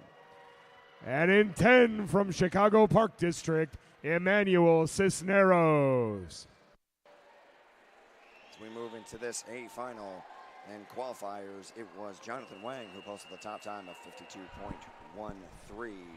As you mentioned, I mean, in a sprint, you really don't see a lot of people lay off the gas too much, I'm assuming, to qualify for this A final, correct? That's true. I mean, you may build up the first 15 yards coming off the start, but by the time you're getting into that first wall at the 25-yard mark, you are at top speed, or you better be. As we are now in the water and down in lane 3, we actually have a great start from Noah Aguado. And hits the wall, and he's out in front here as they're looking to touch the wall at the 50-yard halfway point. Yeah, Noah Aguado was out this morning in 25.7. He's out in 24.6 tonight. See if he can hold on to that tempo. All these guys are out in 24 seconds. Xavier Phillips from CWAC in lane 4, and then Jonathan Wang, who we've seen earlier tonight in lane 5, starting to make a move. Jonathan Wang, great turn, but he's looking over there at Noah. I don't know if Noah sees him or not, but they're both just hustling all the way into the finish. An A final finish right down to the last moment. It is Noah Aguado from the Riptides who takes down the A final with a 51.47, just edging out Jonathan Wang with a 51.70. And in third was Dragos Cosma from Swift with a 53.17. Solid swim. Very solid. As we are now going to transition into event number 57, the 13 and 14-year-old girls 100-yard freestyle. The B final in your field is going to be in lane number 1 at the bottom of your screen, Megan Mead. In lane number 2, Lauren Beigel. In lane number 3, Emilia Jedrika. In lane number 4, Katarina Schneider. In lane number 5, Maya Arroyo. In lane 6, Quinn Bike. In lane 7, Phoebe Parlberg. In lane number 8, Julia Pfeiffer. In lane number 9, Hannah Winkowski, and in lane number 10 at the top of your screen, Melissa Patterson. The Illinois state record set back in 2017 by Kate Morris with a 50.24, and the meet record set by Catherine Morris in 2017 as well, just 0.06 of a second back with the 50.30. And that is the same person. So, I figured it was. The Catherine Morris is you see it says Northwest DePage YMCA. She probably set the state record. Well, the meet record would have been set here. But the YMCA, they're BRY YMCA, but they have to be they've denoted, put the YMCA is Northwest DePage YMCA. So that's why there's a different team demarcation there. Into the wall first, it's actually Phoebe Carlberg in lane number 7. But it is a hotly contested race as we approach the halfway point. Touch on the wall first. In fact, simultaneously, it's Maya Arroyo and Quinn Bike in lane 5 and 6 respectively. And they're out nearly half a second faster than this morning, and they're just putting to continue to push on this and keep extending their leads. With 20 yards to go. Yeah, it's anyone's race, the final 15 yards. Yeah, Maya Arroyo is definitely starting to pull away a little bit. Really, the big race here is for second place, and even you see Julia Pfeiffer out in lane 7 coming on strong towards the end, and boom, boom, boom, they all hit the wall. So it's Maya Arroyo finishing in first in the heat with a 52.7, followed by Katarina Schneider from West with a 53.2, and Quinn Bike, who we also saw earlier tonight, with a 53.87. And up there in fourth, Amelia Jedrika. Help me out. I'll help you Amelia out. Jedrika, 1/100th second back. So, as we now head into the A final for the girls, 13 and 14-year-olds, 100-yard freestyle, we'll go ahead and throw it over to the public address announcer for this A final.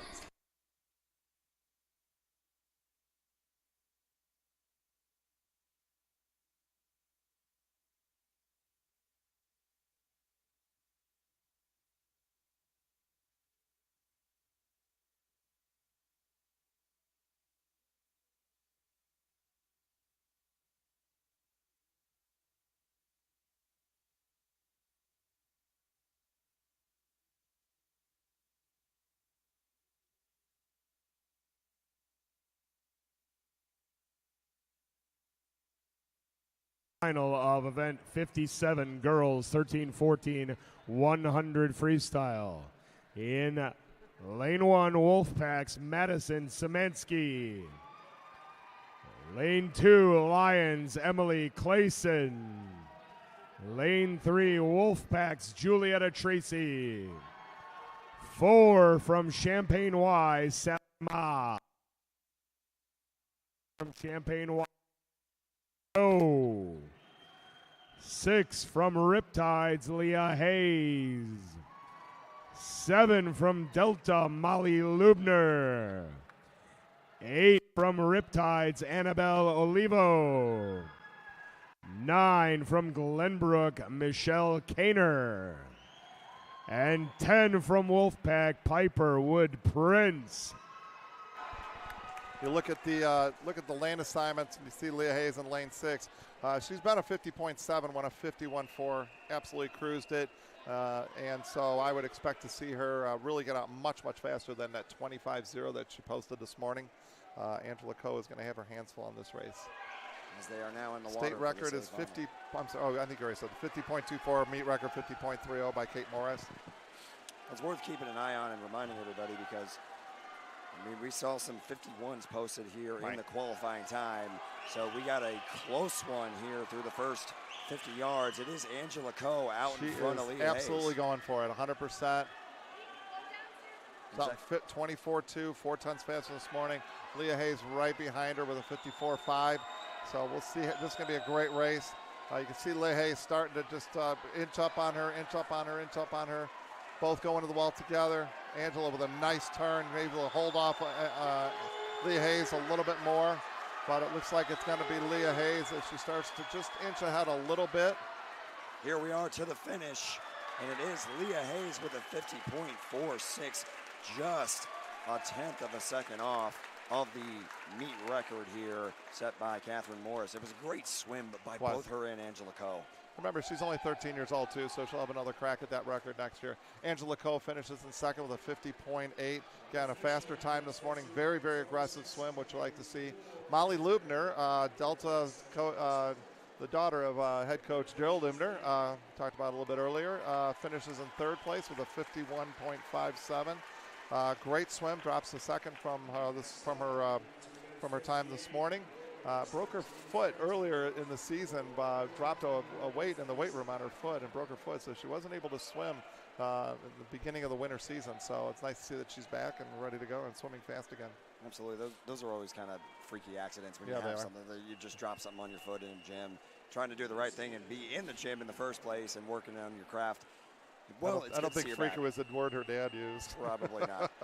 So as we head into event number 58, it's the 13 and 14-year-old boys 100-yard freestyle. Here is the B final. In lane 1, it's Cameron Fadden. In lane number 2, Tariq McLarty. In lane 3, Josh Kuhn. In lane number 4, Ethan Fua. In lane number 5, Aaron Martin. In lane 6, Nikola Tadic. In lane number 7, Andrew Gilbert. In lane 8, Riley Austin. In lane 9, Jacob German. And in lane 10, Jacob Drozd.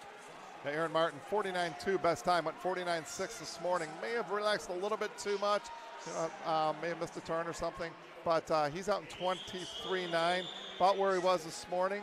But it's Nikola Tadic also out in 23, also out, he's out about a half a second faster. Now we're seeing things tighten up between lanes 4, 5, and 6, or I'm sorry, 5, 6, and 7 with Aaron Martin, Nikola Tadic, and Andrew Gilbert. Great B final. It's going right down to the wire, and it is going to be Nikola Tadic from Swift Aquatics with a 49.35 who takes down this B final, just edging out Aaron Martin with a 49.63.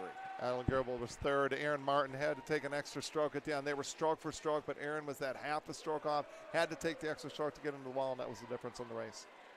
As here we are going to head into the A final for the 13 and 14-year-old boys 100-yard freestyle. We'll go ahead and throw it over to the public address announcer.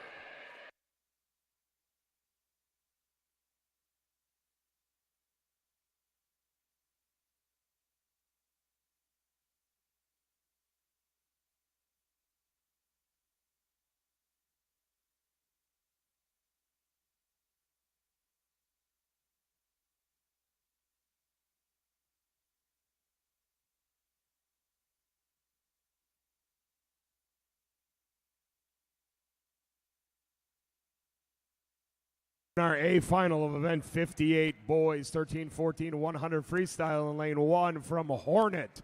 It's Robert Sayer. In lane 2 from Barrington, it's Ben Rocks. In 3, Lions, Jack Wanless. In 4, Wolfpack's Darren Rogers. In 5, Bloomington Normal's Tyson Tucci. In 6 from Peoria, Joshua Knoll. In 7, NASA Wildcats, Rex Maurer. In 8 from Swimming Unattached, it's Brandon Johnson. In 9 from Swift Aquatics, Dimitri Zemanidis. In 10 from McGaw Y, Charlie Herrick. State record in this event is a 45.79 held by Andrew Schnell. Schnell means fast in German. 46.96 is the state meet record held by Michael Petro. Interesting, the top 3 seeds in this event are within 7/100ths of a second of each other. And sitting in fourth, the fourth fastest seed is Rex Maurer, who won the backstroke tonight on was not favored in that event based on the morning swim, so it'll be very interesting. Right now it's lane 3, Jack Wanless out first and putting out a blistering pace here. The leaders to this morning were out in 23.4. As we take a look at those splits. And it's the outside lanes out in 23.2 for our leaders also. So we're starting to see lanes 5 and 6 pull ahead a little bit. And it does look like in lane 5, Tyson Tucci touches first at the 75-yard mark. This is anybody's race to hit the wall at the A final. Look at Rex Maurer in lane 7 too. He's starting to make a move. Here we go, to the wall they go, and it is Tyson Tucci who takes it down with a 48.03, just edging out Darren Rogers with a 48.13. We had a tie for third place at 48.17, just 4/100ths of a second behind the second place winners between Josh Knoll and a hard-charging Rex Maurer. That was a fantastic A final for the 13 and 14-year-old boys for the 100-yard freestyle. As we're going to go ahead and take a quick break, we're going to have more awards and young men and women heading to the podium. So we're going to throw it to the public address announcer here in just a moment.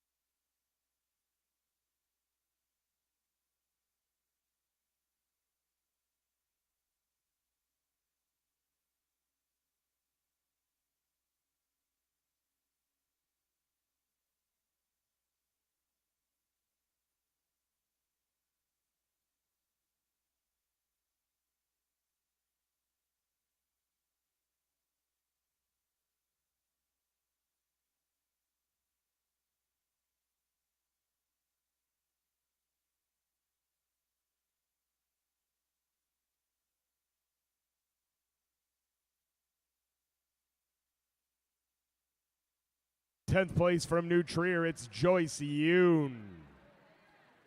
In 9th from Wolfpack, Amelia Mariano.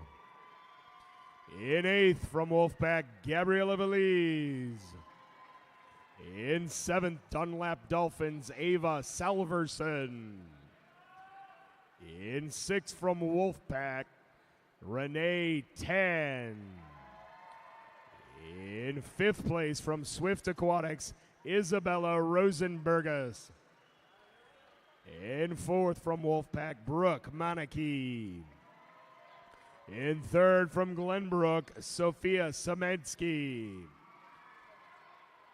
In 2nd place from Cats, Sophia Tijunelis.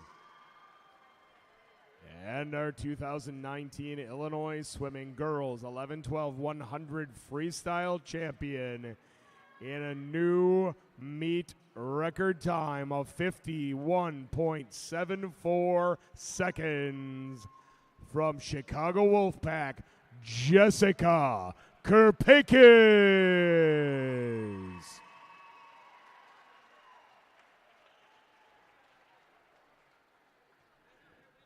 Congratulations, ladies.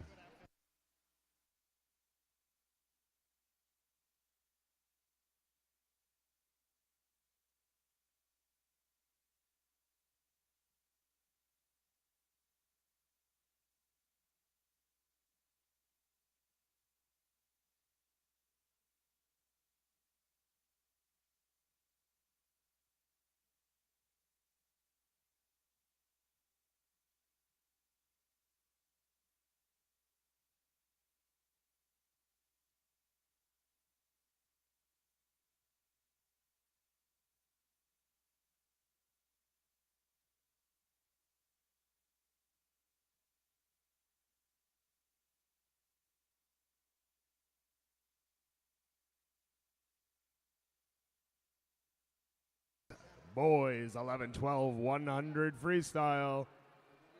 In 10th place, Wolfpack Jackson Heinlein Prisult. In 9th place from Wolfpack, Victor Margetta. In 8th place from Wheaton, Ruben Stakovicius. In 7th from Lions, Hayden Mars. In 6th from Chicago Park District, Emmanuel Cisneros. In 5th place, Wolfpack, Xavier Phillips. In 4th place from Glenbrook, Euben Ko. 3rd place from Swift Aquatics, Dragos Kazma. In 2nd place from Wheaton, Jonathan Wang. And our 2019 Illinois Swimming Boys 11-12-100 Freestyle Champion from Fox Valley Riptides, Noah Aguado.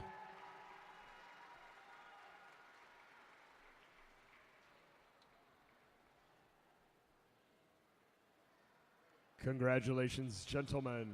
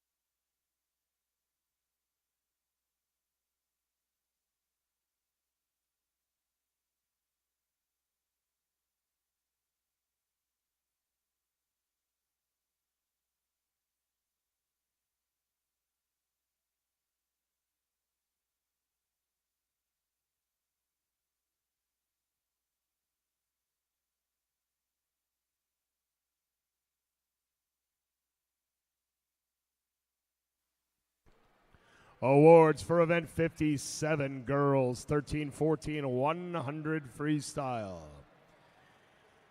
In 10th place from Wolfpack, Piper Wood Prince. In 9th place from Wolfpack, Madison Semensky. In 8th place from Glenbrook, Michelle Kaner. In 7th place from Riptide, Annabelle Olivo. In 6th place from Lions, Emily Clayson. In 5th place from Wolfpack, Julietta Tracy. In 4th from Champaign Y, Sally Ma. In 3rd place from Delta, Molly Lubner. In 2nd place from Champaign Y, Angela Coe. And your 2019 Illinois Swimming Girls 13-14-100 freestyle champion in a new pool record time of 50.46 seconds from Fox Valley Riptide, Leah Hayes.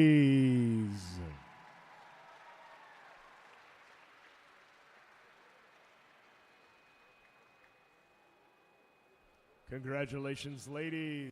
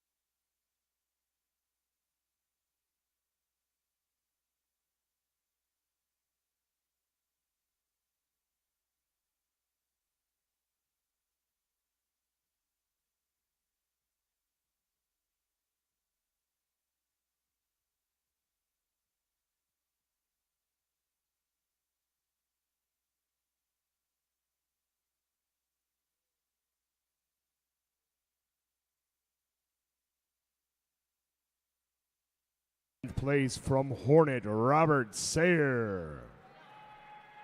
In 9th place, swimming unattached, Brandon Johnson. In a tie for 7th place from Swift Aquatics, Dimitri Zemanidis. And from Magawai, Charlie Herrick.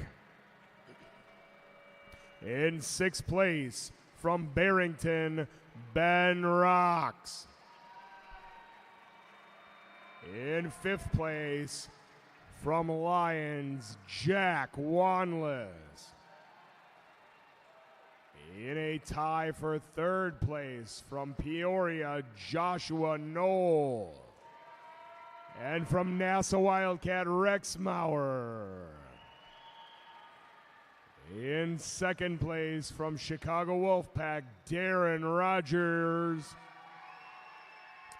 And our 2019 Illinois Swimming Boys 13-14-100 freestyle champion from Bloomington Normal, Tyson Tucci.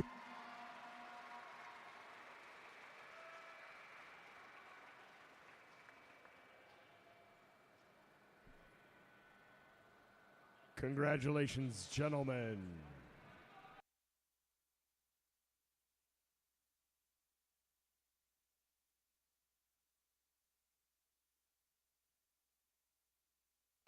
And we are back at the 2019 Illinois Swimming Age Group Championships. This is day 3 at Lake Central High School in St. John, Indiana with Bill Shawls. I am Jay Pfeiffer filling in for Derek Tate. I will bring you home the rest of the way as we get right into the action. This is event number 59, the girls 11 and 12-year-old age group, the 50-yard butterfly. So action will go quick. Let me run down those names for you really quick. At the bottom of your screen in lane 1, it is Natalie Sierzanowski from Fox Valley. In lane 2, we have Josephine Pankow. Lane 3 is Madison Hubbock.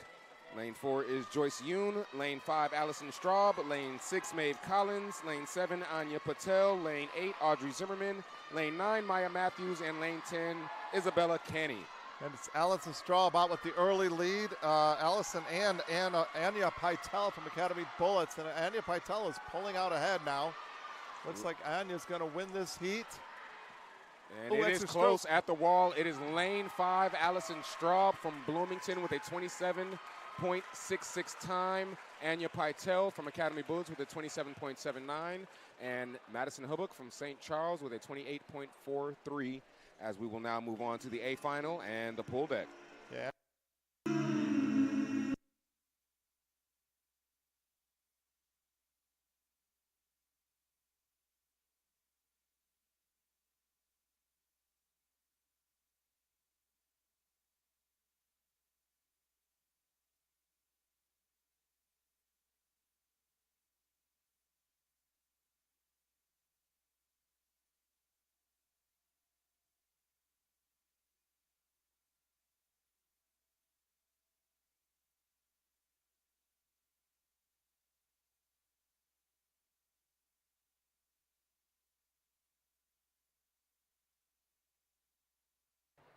Of girls 11, 12, 50 butterfly.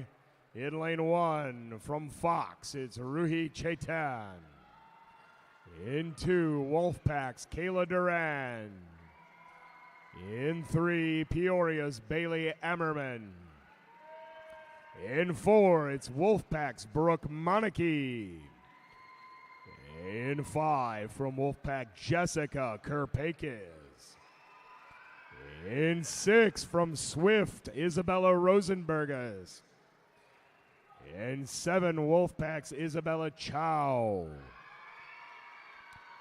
In 8, from Maverick, Malika Pudakam. In 9, from Bullets, Kayla Pushakanant. And in 10, from Dundee Dolphins, Margaret Nowak.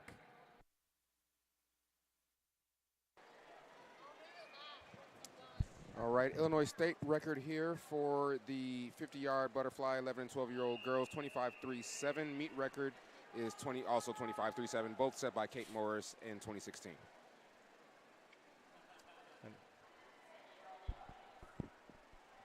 Yeah, the fastest time this morning was from Jessica Kerpakis from Chicago Wolfpack, 25.95, and she is out quickly.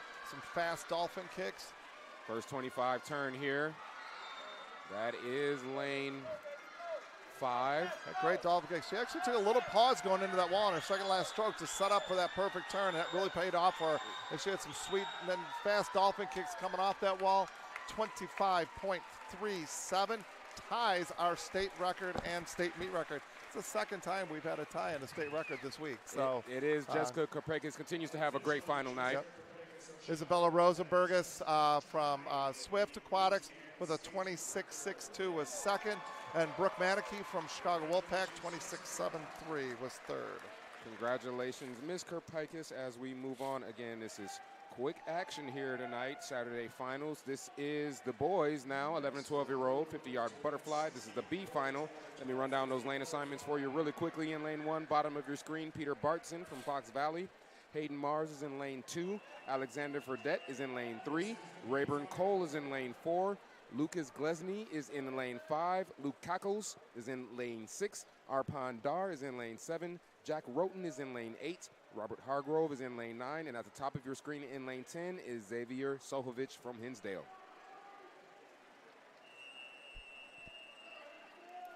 As they are approaching the blocks now. Really quick, state record here, 24.14 set in 2003 by Andrew Snavis. And the meet record is 24.86 in 2016 by Andrew Lynn. 0.7 of a second separates this heat, so it could be anybody's race. Seen some great dolphin work there in lane 6 by Luke Cackles.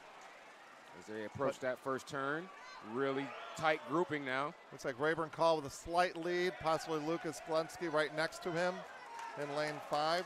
Approaching the flags are these young men. It is way too close to call at this point. Let's see who will touch that wall first. Lane 4. It is lane 4, Rayburn Cole from McGaw YMCA with a 27.46 time. In second place, Lucas Glesney from the Water Wizards with a 27.67. And in third is Hayden Mars from Lions with a 28.01 as we now move down to the pool deck and our A final.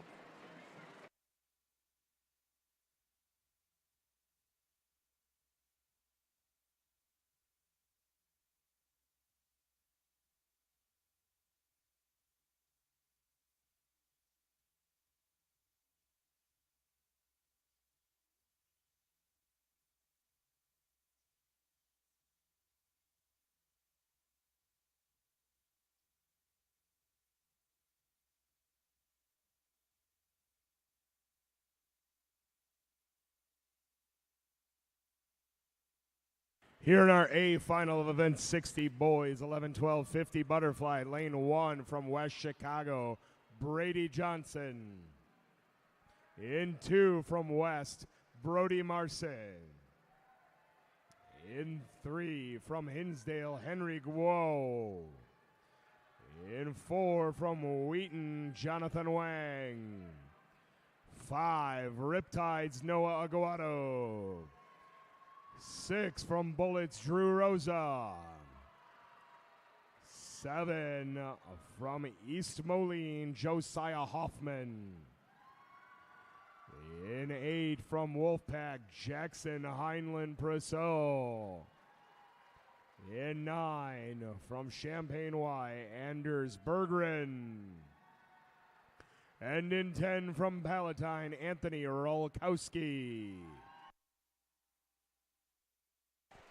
And as usual, we'll be looking in the middle of the pool where Noah Aguado, who won the 100 free earlier tonight, and then Andrew Rosa are both 26-4, 26-6. Brady Johnson, another state champion for tonight, won the 100 back. Should be an exciting final as they are now in the water. And it's Noah Aguado and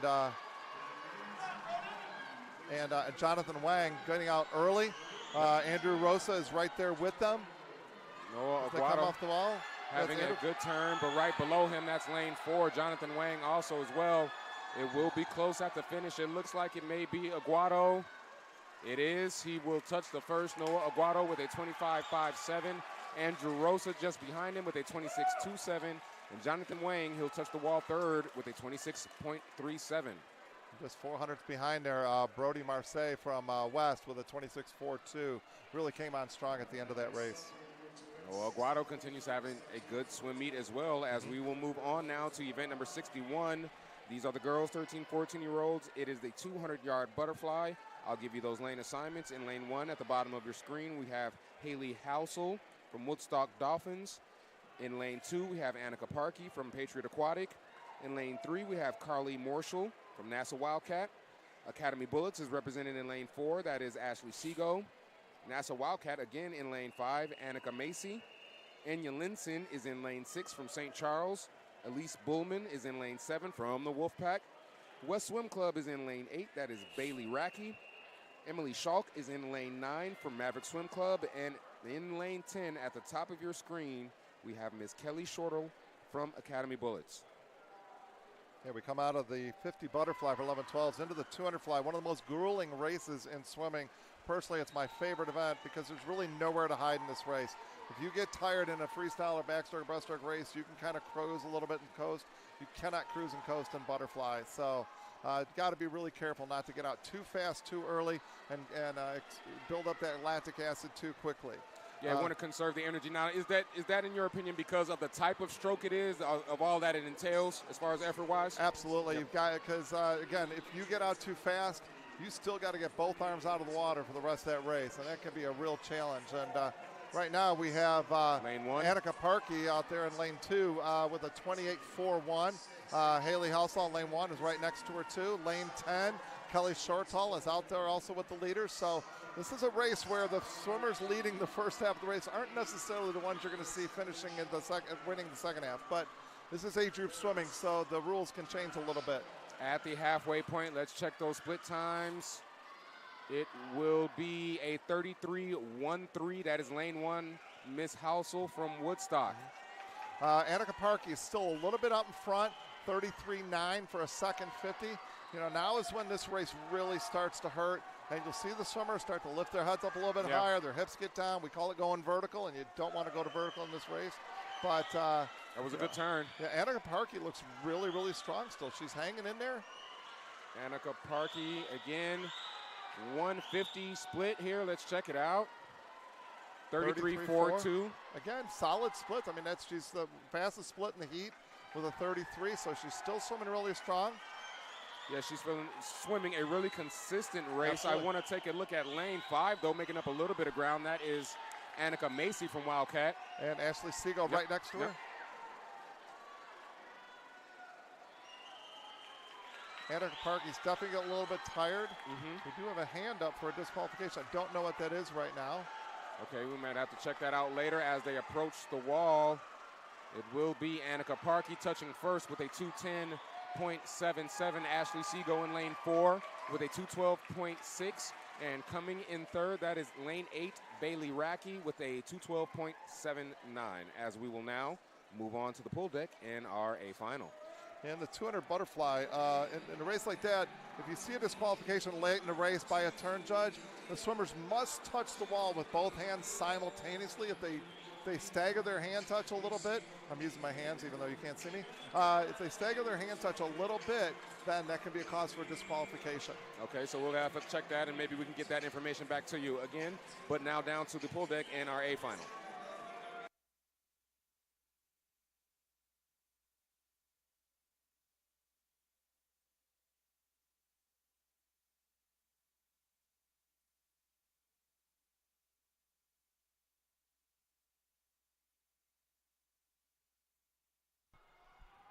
Here in the A final of girls 13-14 200 butterfly. Lane 1 Bullets, Lauren O'Connor. 2 Bullets, Nina Mullen. 3 St. Charles, Naomi Ruff. 4 Wolfpacks, Julietta Tracy. 5 Champaign Wise, Angela Coe. 6 from West, Lindsay Drum. 7 Wolfpacks, Alexandra Mitchell. 8 from Byron, Audrey Kilmer. 9 from Elgin Cyclones, Ella Young. And 10 from St. Charles, Tess Walsh. And once again, we see Angela Coe in the middle lane. She's been spending a lot of time there tonight. I believe this is her third final tonight. State record in this event is a 202.27 held by Rachel Ridgway from Lake Forest Swim Club. Meet record 202.73 held by Annika Wagner from Nassau Wildcat. Yep, again, Angela Coe with that fastest seed time, that 206.51, as the young ladies are now in the water and they're already approaching that first 25-yard turn. The top 3 girls are all pretty close to each other. I think the one interesting one is Julietta Tracy. She went a 207.9. Her best time is a 205, which means she may have been taking a little bit easy this morning and trying to save some energy for tonight. So we will find out pretty quickly. Yeah, approaching the first 50-yard split, we will give you those split times, and it is Angela Coe with a 27.36. Right behind her, the 28.22 is Julietta Tracy, the aforementioned Julietta Tracy. Angela Coe was out in 28.2, so she's out again, very strong. She did the same thing in the 200 IM, went out very aggressively in that 200 IM, and did get a best time. So we'll see how she's doing. Yeah, Angela Coe off to the early lead, a little off to the right in her lane placement. Bill, does that play a factor at this point in the race at all? Which that? Her lane placement, she was a little off to the right just a little bit. No, but I think what's interesting is she is circle swimming a little bit. Okay. And when you circle swim the lane, you are swimming a little bit farther. So, it makes this race, it makes the hardest race a little bit harder. That's a big stroke there at the end, diving into the wall. Personally, I would have taken an extra stroke there, but you get late in this race, and so we'll see if she's struggling a little bit. Yeah, a little bit. But Julietta Tracy is starting to come up on her, so Angela Coe really was aggressive on that first 50. But Let's see Julietta if she's paying Tracy for it. is making up a lot of ground here. Another strong turn. Yeah, Julietta Tracy splits at 31.7. She was 32.8 this morning. Angela Coe does look strong. She's getting her head up a little bit high. But here comes Julietta Tracy. She's starting to make a move. a little bit they're getting a little bit tired. Those turns are slowing down a little bit. Yeah. But we've seen Angela Coe race this whole week, and she's just a tough racer. Looks Julietta like she's going to hold it off, but is right behind her, yeah, but it looks like Angela Coe's going to touch first. She will with a 2:03.24. Again, Julietta Tracy in second with a 2:04.01. And coming in third is lane 7, Alexandra Mitchell from the Wolfpack with a 2:06.26. We saw that fifth turn. We saw Angela Coe stop a full stroke out and kind of glide into the wall. That's a danger sign that fatigue is heavily setting in. So good to see that she was able to hang on to that race. She's done a lot of swimming tonight. I hope she has some time to get a lot of warm down in, and because she's going to need it. She's building up lactic acid today. She needs to get those warm downs for tomorrow so that she's ready to race tomorrow. Moving on to event number 62 now. It's the boys' turn, the 13-14-year-old group, the 200-yard butterfly. This is the B final. Let me run down those lane assignments for you. In lane 1 at the bottom of your screen, it will be Isaac Sherman from the Academy Bullets. Fox Valley is represented in lane 2. That's Tyler Connor. Matthew Johnson is in lane 3 from Lincoln Way. Patriot Aquatic is in lane 4. That's Diego Rosario. Kevin Polina is in lane 5 from Glenbrook. Nassau Wildcat is in lane 6. That's Aiden Music. Danny Sanahursky is in lane 7 from Sage YMCA. Delta Aquatics is in lane 8. That's Michael Wizioric. Aidit Benner is in lane 9 from Palatine Park District. And in lane 10 is Artemi Zakor Chemney from the Alligator Aquatics. Right now it looks like lane 5, Kevin Polina is off to the early lead. Lane 3, Matthew Johnson is up there with the leaders also. Yeah, first 50-yard split here. That is a 26.31 by Kevin Polina from Glenbrook. 26.94, that's lane 3, Matthew Johnson with a good 50-yard split as well. Kevin Polina is out 2 seconds faster than this morning. Let's see if he's got that much left. He looked like he had a pretty easy swim this morning. He was 32 this morning. We'll see if he can keep this tempo up. Kevin Polina with about a half a length body lead over his nearest competitors, lanes 3 and 4, Matthew Johnson and Diego Rosario. Polina 30.0. He's now 4 seconds faster than this morning. If he holds on to this pace and wins this heat handily, he may have some explaining to do to his coaches why he didn't get into that A final, but we'll see. He looks really good. Yep. You know, so there's kids, though, that are great final swimmers. They just get amped up with the energy of the night, the music, everything, the bigger crowds, and the morning session can be a little bit of a grind. So, you know, that happens sometimes. These are young kids. So 150-yard split here. We'll check the times. 31.7, right where he was this morning. 31.6. He was 31.7 this morning. Not the fastest split, though. That is in lane 4, Diego Rosario with a 30.87. And look at Diego go, man. He's got a lot. Look at his tempo compared to Kevin, and we're starting to see Kevin tighten up. The stroke's getting shorter, a little bit of a slow turn. It's going to take a monumental effort to catch him, but we'll have to watch out for Diego here because he looks great. In fact, Diego the whole Rosario. Lead, Kevin's starting to go back to the rest of the field. He's really locking up. So he's not getting the hands past the swimsuit anymore. Diego Rosario is trying to out-touch him. I don't think he will. It will be Kevin Polina in lane 4 with a 2:02.42. Aiden Music will touch second in lane 6 with a 2:03.12, and coming in third is Danny Sanahursky in lane 7 with a 2:03.28. Now they're showing Diego Rosario at 2:08. It's probably a missed touch on the pad. I believe Diego was second in that heat, which would make Aiden Music third, and then Danny fourth. So we'll have to look for that, and when the results come up, they'll get that straightened out in the administrative referee's office. And I'm sure we'll get this organized. Now down to the bull deck.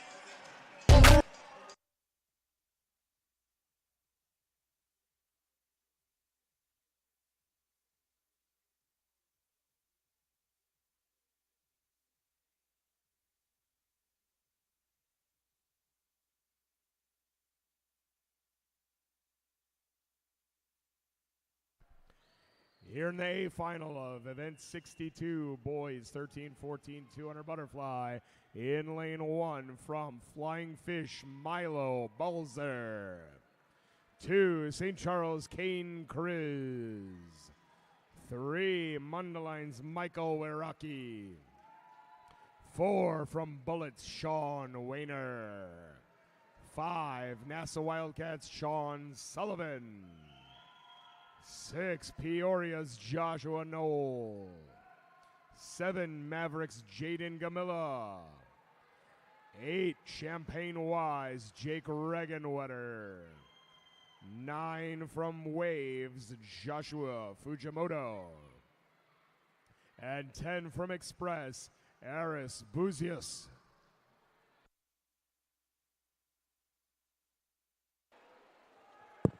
Once again, that is the A final for the boys 13-14 200-yard butterfly.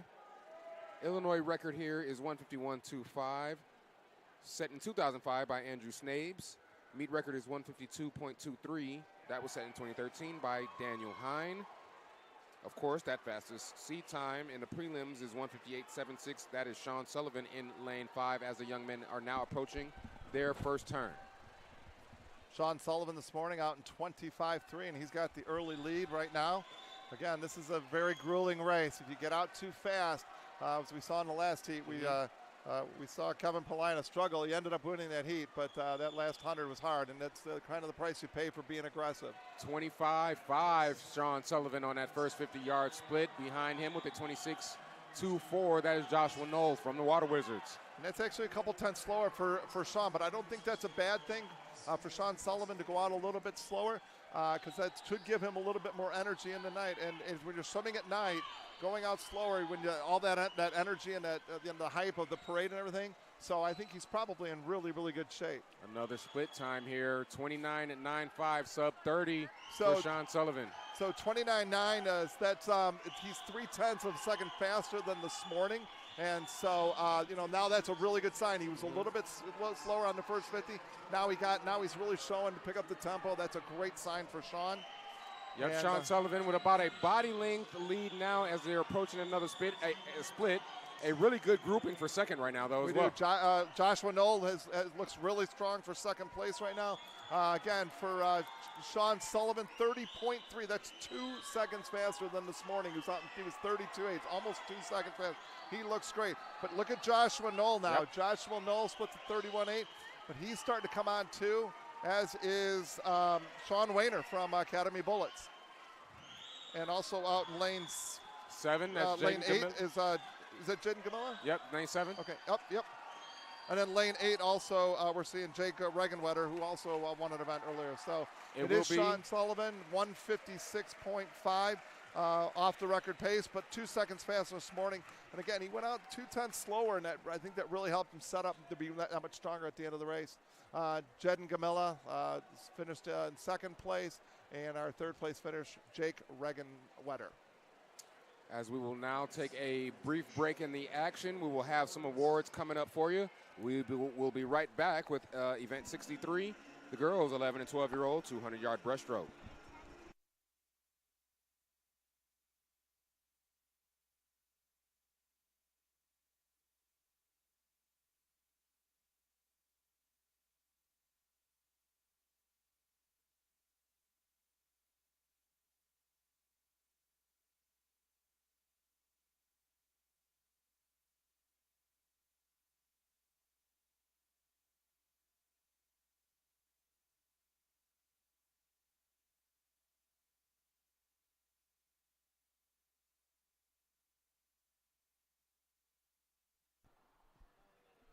Awards for event 59, girls 11-12-50 butterfly. In a tie for 9th place from Fox, Ruhi Chetan. And from Dundee Dolphins, Margaret Nowak. In 8th place from Maverick, Malika Pudakam. In 7th place from Bullets, Kayla Puchikanant. In 6th from Peoria, Bailey Ammerman. In 5th place from Wolfpack, Kayla Duran. In 4th place from Wolfpack, Isabella Chow. In 3rd place from Wolfpack, Brooke Monarchy. In 2nd place from Swift Aquatics, Isabella Rosenbergus. And our 2019 Illinois Swimming Girls 11-12-50 Butterfly Champion, tying the meet and state record with a time of 25.37 seconds from Chicago Wolfpack, Jessica Kerpakis.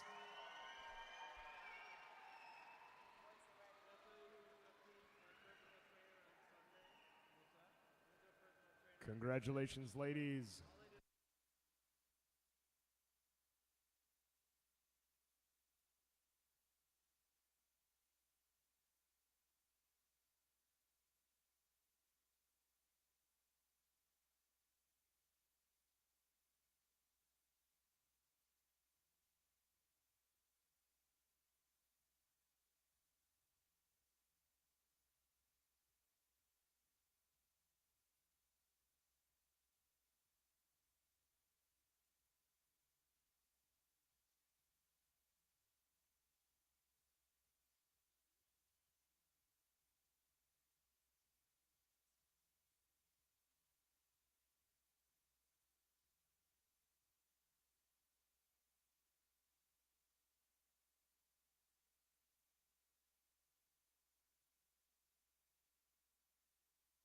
Awards for event 60 boys 11 12 50 butterfly. 10th place from Palatine, Anthony Rolkowski. 9th place from Champaign Y, Anders Berggren. 8th place from West Chicago, Brady Johnson. 7th place from Wolfpack, Jackson Highland Presol. In 6th place from Hinsdale, Henry Guo. In 5th place from East Moline, Josiah Hoffman. In 4th place from West, Brody Marset. In 3rd place from Wheaton, Jonathan Wang. In 2nd place from Academy Bullets, Drew Rosa. And our 2019 Illinois Swimming Boys 11 12 50 butterfly champion from Fox Valley Riptides, Noah Aguado.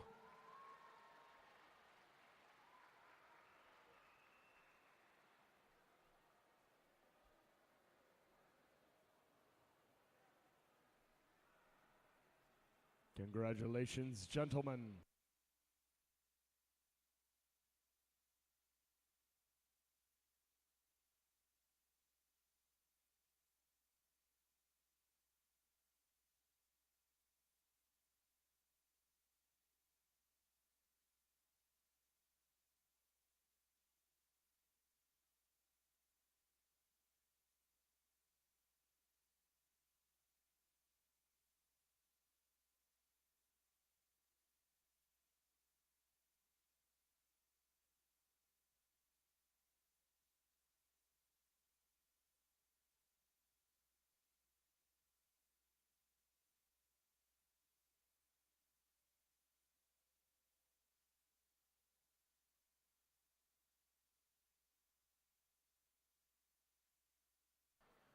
Awards for event 61, girls 13 14 200 butterfly. In 10th place from St. Charles, Tess Walsh. In 9th place from Academy Bullets, Lauren O'Connor. In 8th place from Elgin Cyclones, Ella Young. In 7th from St. Charles, Naomi Ruff. In 6th place from Byron, Audrey Kilmer. In 5th place from West, Lindsay Drum. In 4th from Bullets, Nina Mullen. In 3rd from Wolfpack, Alexandra Mitchell. In 2nd from Wolfpack, Julietta Tracy. And our 2019 Illinois Swimming Girls 13 14 200 butterfly champion from Champaign Y, Angela Cole.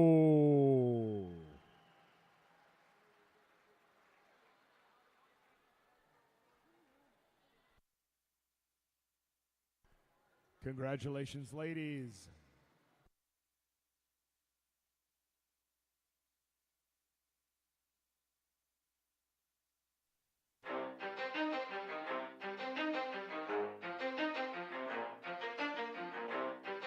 You ready?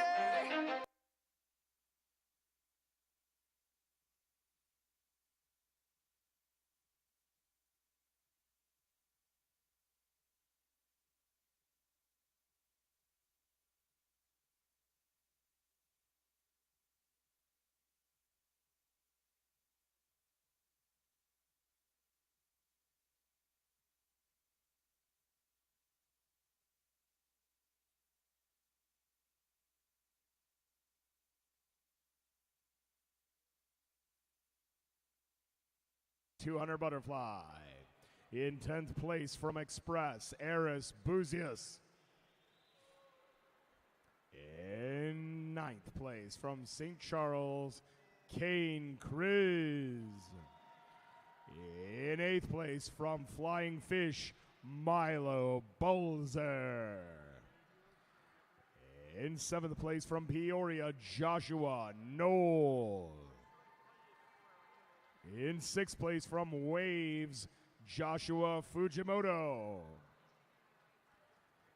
In 5th place from Mundaline, Michael Waraki.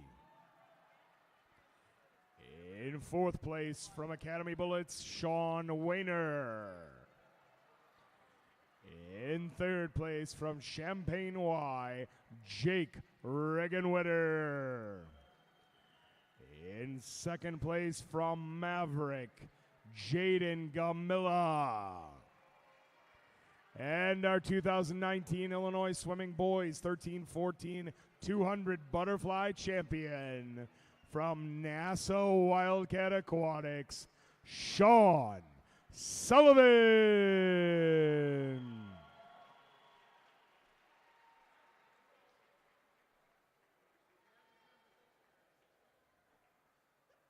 Congratulations, gentlemen. Back in action. This is event number 63, getting ready to start. The girls 11 and 12-year-old 200-yard breaststroke. This is the B final. I will give you those lane assignments. Starting from the bottom of your screen, it is the Dunlap Dolphins in lane 1. That is Miss Ava Salverson. Olivia Safarakova is in lane 2 from New Trier Aquatics. Glenbrook Swim Club is in lane 3. That is Isabella Gonzalez. Zuzana Krasnicki is in lane 4 from the Palatine Park District. Sophia Lynn is in lane 5 from Mundelein Mustangs. Olivia Moore is in lane 6 from Maverick Swim Club.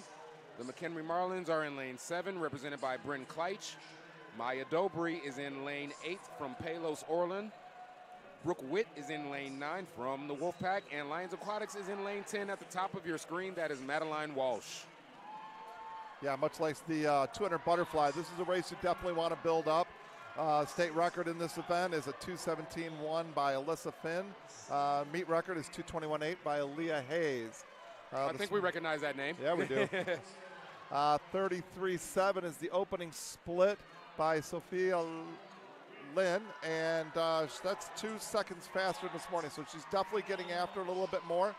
Here you'll notice the swimmers tend to really stretch the hands out forward and ride that kick a little bit more in the beginning of the race, and then each 50 you want to pick up your tempo just a little bit and try to conserve that energy early on. Yeah, that is Sophia Lynn in lane 5, having a pretty good race so far as she's approaching that 100-yard split. And she was 40.1 here this morning, and tonight she is 38.9. So again, another second faster. She's going out faster and hanging on to that tempo. 39.26 in lane 4. That is Zuzana Krasnicki right behind her, not too far beyond as well. Which is probably something to keep an eye on, because we'll have to see if Sophia, sometimes these kids go out a little bit too fast and they struggle that last 75 yards, which is right where we're at right now. But Sophia Lynn still looks strong. She's got about a body length lead, but a really tight grouping for second place. Those are lanes 2 and 3. That is Olivia Safrakova and Isabella Gonzalez. And in lane 6, Olivia Moore. I would keep an eye out for Olivia Moore for sure. She looks very, very strong right now. She's really picking up her tempo. 40.2 for Sophia, 40.6 for Olivia. Those are the two fastest splits. Isabella Gonzalez is 40.7, but she's a little bit far back, I think, at this point, although she could challenge for a second or third place finish. Sophia Lynn starting to widen her lead now as she approaches her final turn. Yeah, she looks really strong, getting the feet to the wall quick, getting that quick turnaround. Sometimes kids get a little bit tired here and they drag through that turn, but our top three swimmers all got in on all those walls quickly. Got to keep an eye also on lane 3, Isabella Gonzalez, as she starts to make a move up on Zuanna Kresnicki from Palatine. But touching that wall first will be Sophia Lynn with a 233.50. Coming in second place, Susanna Krasnicki with a 236.93. And in third, that is lane 6, Olivia Moore from the Mavericks with a 237.24. Sophia was out fastest and actually came back second fastest split, a little bit slower than Zuzana Krasinski, but went out strong, much stronger this morning. Finished really well, went from a 237 to a 233. As we will now head down to the pool deck for our A final.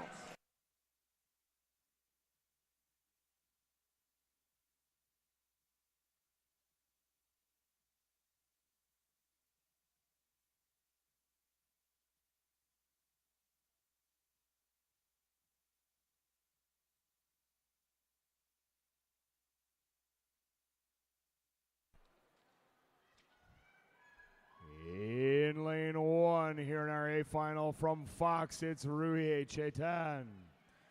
In 2, Nassau Wildcats, Connie Gillum. In 3, from Ultimate Swimming, Kalia Hughes. 4, from Ultimate Swimming, Burlington Bocas. 5, Delta's Bridget McGann.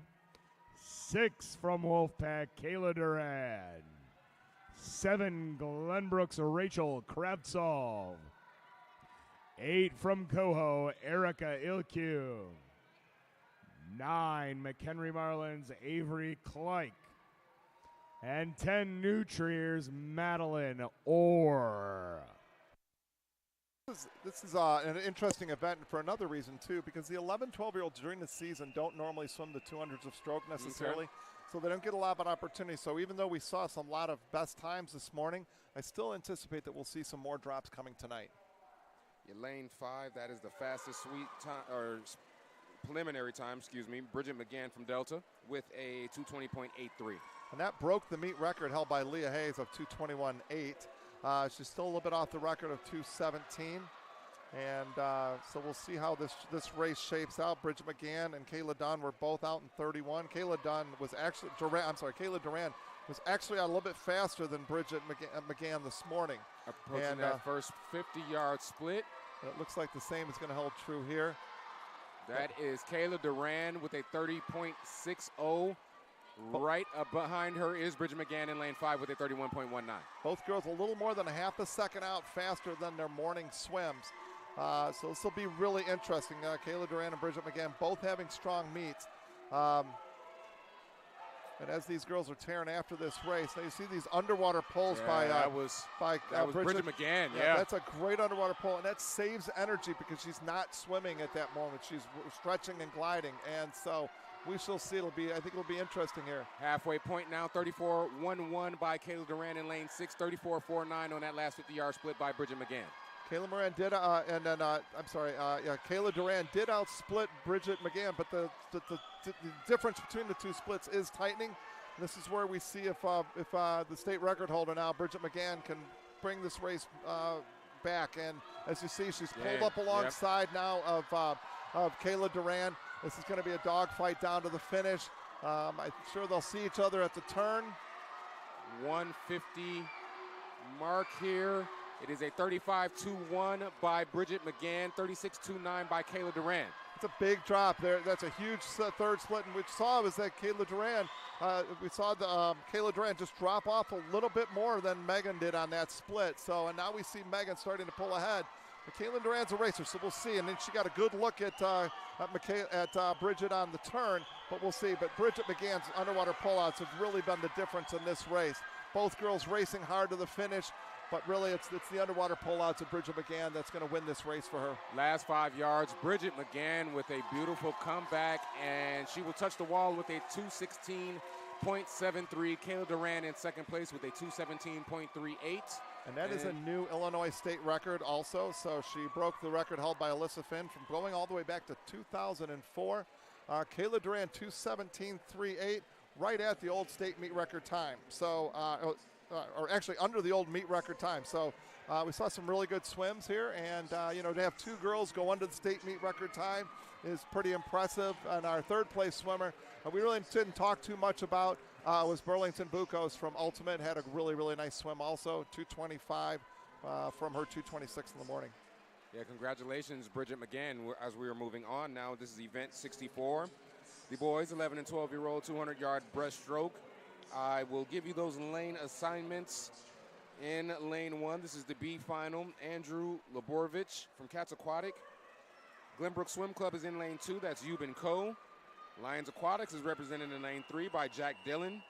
Alexander Verdette is in lane 4 from Palatine Park District. Evan Gitlevich from Glenbrook Swim Club is in lane 5. Tanapat Misa Kasavake from Waves Bloomington is in lane 6. Kasparis Venzlauskas is in lane 7 from Sage YMCA. Carson Converse, that's a great name, in lane 8 from Fox Valley Park. In lane 9 is Kian Lamb from Fox Valley. And also in lane 10 is Raphael Joseph Rennan from Fox Valley. Pretty tight field. The top 3 qualifiers, all 234 this morning. The state record in this event is a 215.25. The state meet record is 223.38. Again, we're going to be looking at the swimmers in the middle 3 lanes of the pool, as those are the ones on lanes 4, 5, and 6 who posted the fastest times by almost 2 seconds this morning. Evan Gitlevich in lane 5 with a 33.76 split time. That's about a half a second faster than this morning. See if he can hold on to that tempo. A really close grouping so far. This first 125-yard turn, but Evan Gitlevich has a short lead. Yeah, and even though he's out about 4/10 faster, with the excitement of the evening session, it's almost a wash. Obviously, a little bit quicker, so he's expending a little bit more energy. The real thing here is where is his second split? I think he'd like to see something a little bit faster than the 41 he had this morning. As they approach it, we'll give you those times. Here they are. 39.52 by Evan Gitlevich, but fastest in the pool is a 38.02 by Misa Kasavake from Waves Bloomington in lane 6. And that's a significant split. It's the second 50, and we're seeing Thada come right back on that second 50, really, really strong. But we also see Evan Gitlevich responding to that and hanging with him on this third 50. As they approach their 150-yard split, it is Misa Kasavake in lane 6 with the slight lead, but again, right below him in lane 5 is Evan Gitlevich, keeping it close. And 39.9, so we have Thanapat still pulling away just a little bit. You got picked up a little bit there. This is still anybody's race right now, as the 2 lead swimmers are within about a half a second, 7/10 of each other. As Gitlevich pulls ahead a little bit now as they're approaching another turn. Yeah, Gitlevich 40 point on that third 50. I think he's going to be considerably faster than that on this last length. So Evan Gitlevich with an astounding last 50 yards here. He's going to take this race home and pulling away, hitting the wall with a 2:31.10 time. Misa Kasavake with a 2:33.60. He'll come in second. And in third place, that is lane 2, Euban Co. with a 2:34.62. And yeah, Evan Gitlevich comes back in 37 too. He's 40 point on the third 50. You'd like to see the kids push that third 50 a little bit more, and then see what they have left on the last 50. So I think that if he can get a little bit, put a little bit more energy into that third 50, he's going to have an opportunity to even drop that time even lower. As we'll now go down to the pool deck for our A final.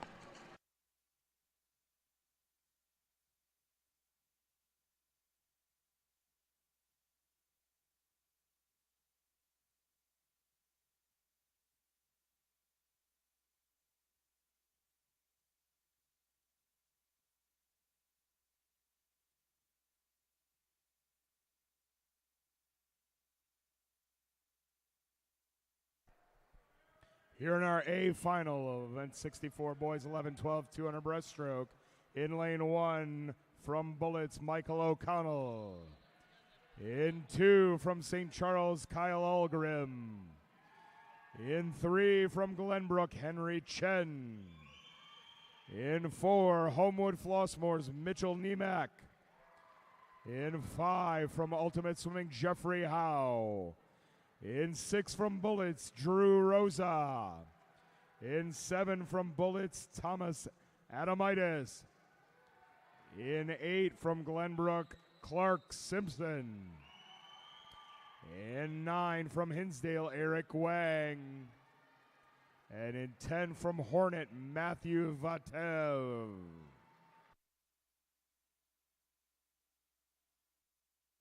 Very interesting. You look at this heat, the top 4 swimmers all swam faster than the meet record of 2:23, and they were significantly, many of these, they were almost a second underneath the record. So this is going to be a very interesting race. Mitchell Niemek went out in 30 point this morning, 30.7. All the rest of the swimmers in that top 4 went out in a 32. So this is going to be really, really interesting. All right, as we get into it again, this is the A final for the boys 11, 12-year-old, their 200-yard breaststroke as they are in the water.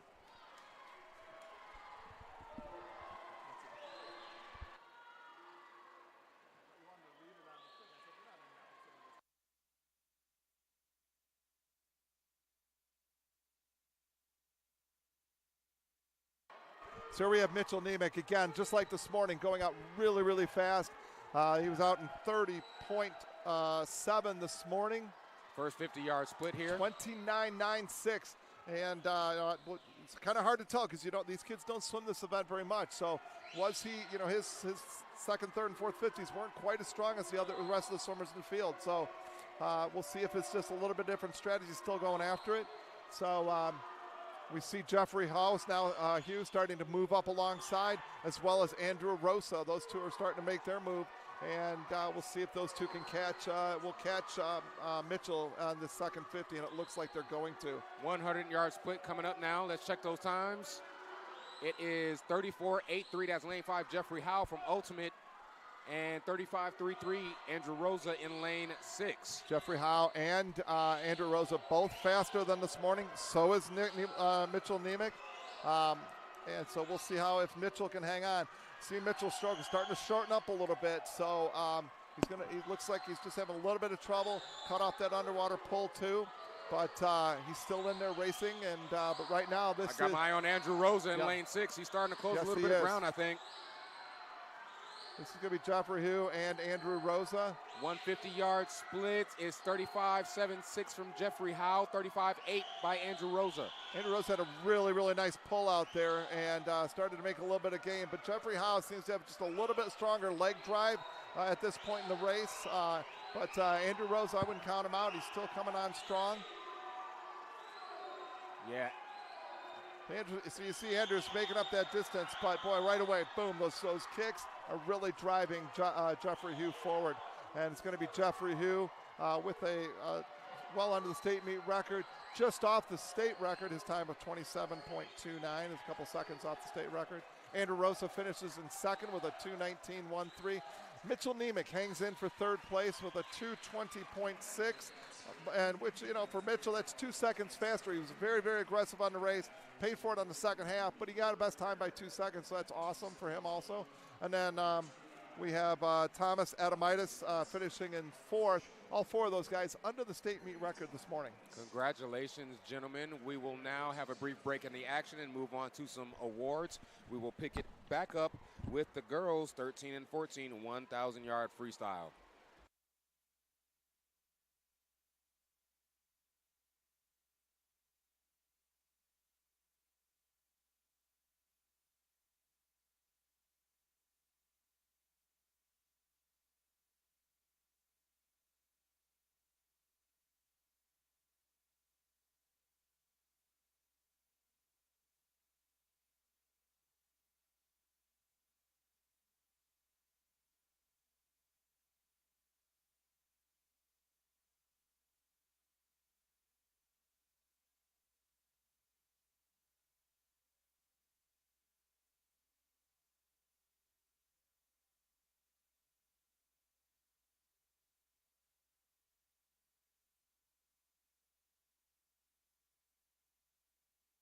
Here in event 65, our top seeded heat of girls 13-14 1000 freestyle. In lane 1, St. Charles, Angelina Messina. In 2, Woodstock Dolphins, Haley Halsell. In 3, St. Charles, Julia Pfeiffer. In 4, Wheaton's Marguerite Larson. In 5, from Wolfpack, Piper Wood Prince. In 6, from Lake Forest, Mary Grace King. In 7, from Woodstock, Tessa Jones. In 8, from Bloomington Normal, Paris Wills. In 9, from St. Charles, Christine Kelly. And 10, from Palatine, Grace Dembowski.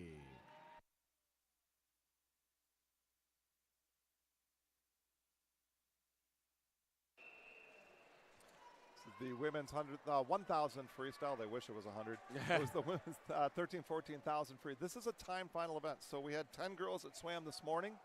There was a couple notable swims this morning. Alexandra Mitchell from Chicago Wolfpack with a 10:19.83. Nina Mullen with a 10:23.96. Those will both likely figure to score in the top 10. But right now we have Mary Grace King from Lake Forest getting out to an early lead. Much like what we've talked about some of the other distance events, this is an event where you have to be a little bit careful. You can't go out too hard because you will pay for it in the back half. So don't be surprised to see some of these early leaders get challenged by other swimmers in the heat.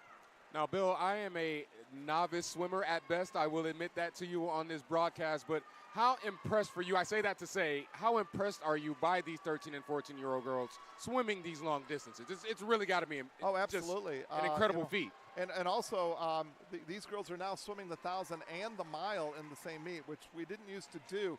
And so when you swim the mile on the first day, it takes a lot of energy out of the rest of the meet for you. So that certainly is a challenge for these kids. And but that's a lot of swimming. Really racks up the miles in the meet, and it takes a lot of warm up and warm down on these. But we've seen just across the board with these 13, 14s, and in the whole meet actually.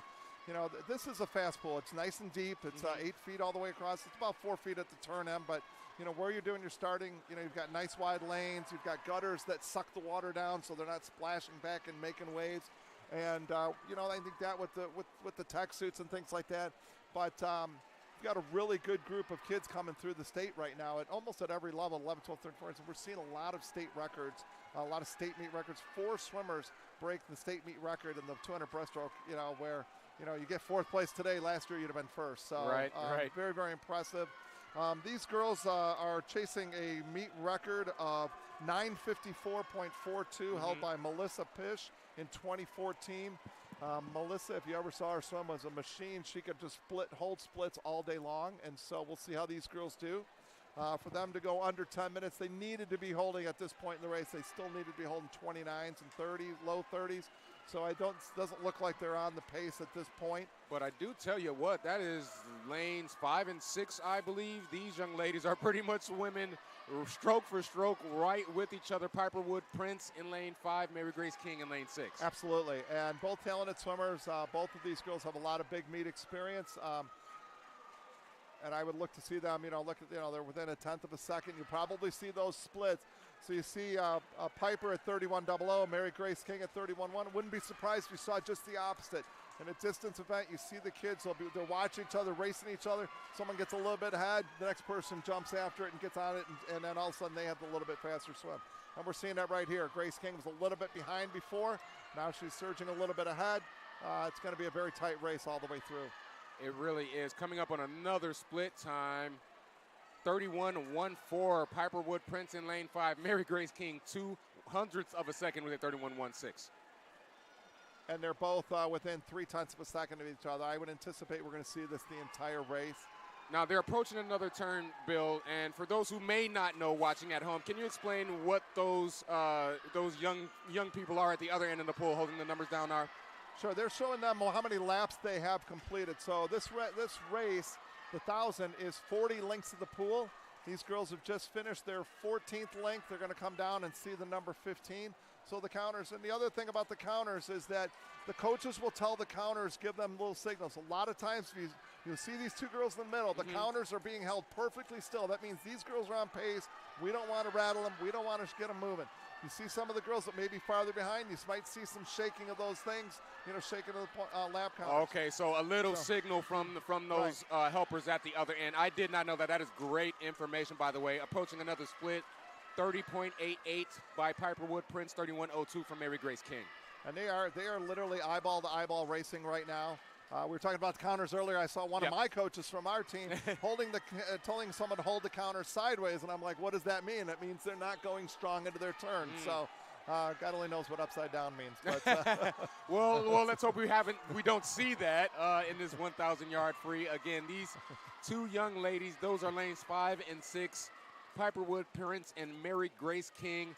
They're basically racing against themselves at this point. I'm sure they're trying to keep up stroke for stroke, and so far they're doing that to the T. They are. They're blitzing this field right now, and they're coming up. This is at number 19, so they're coming up on the 500.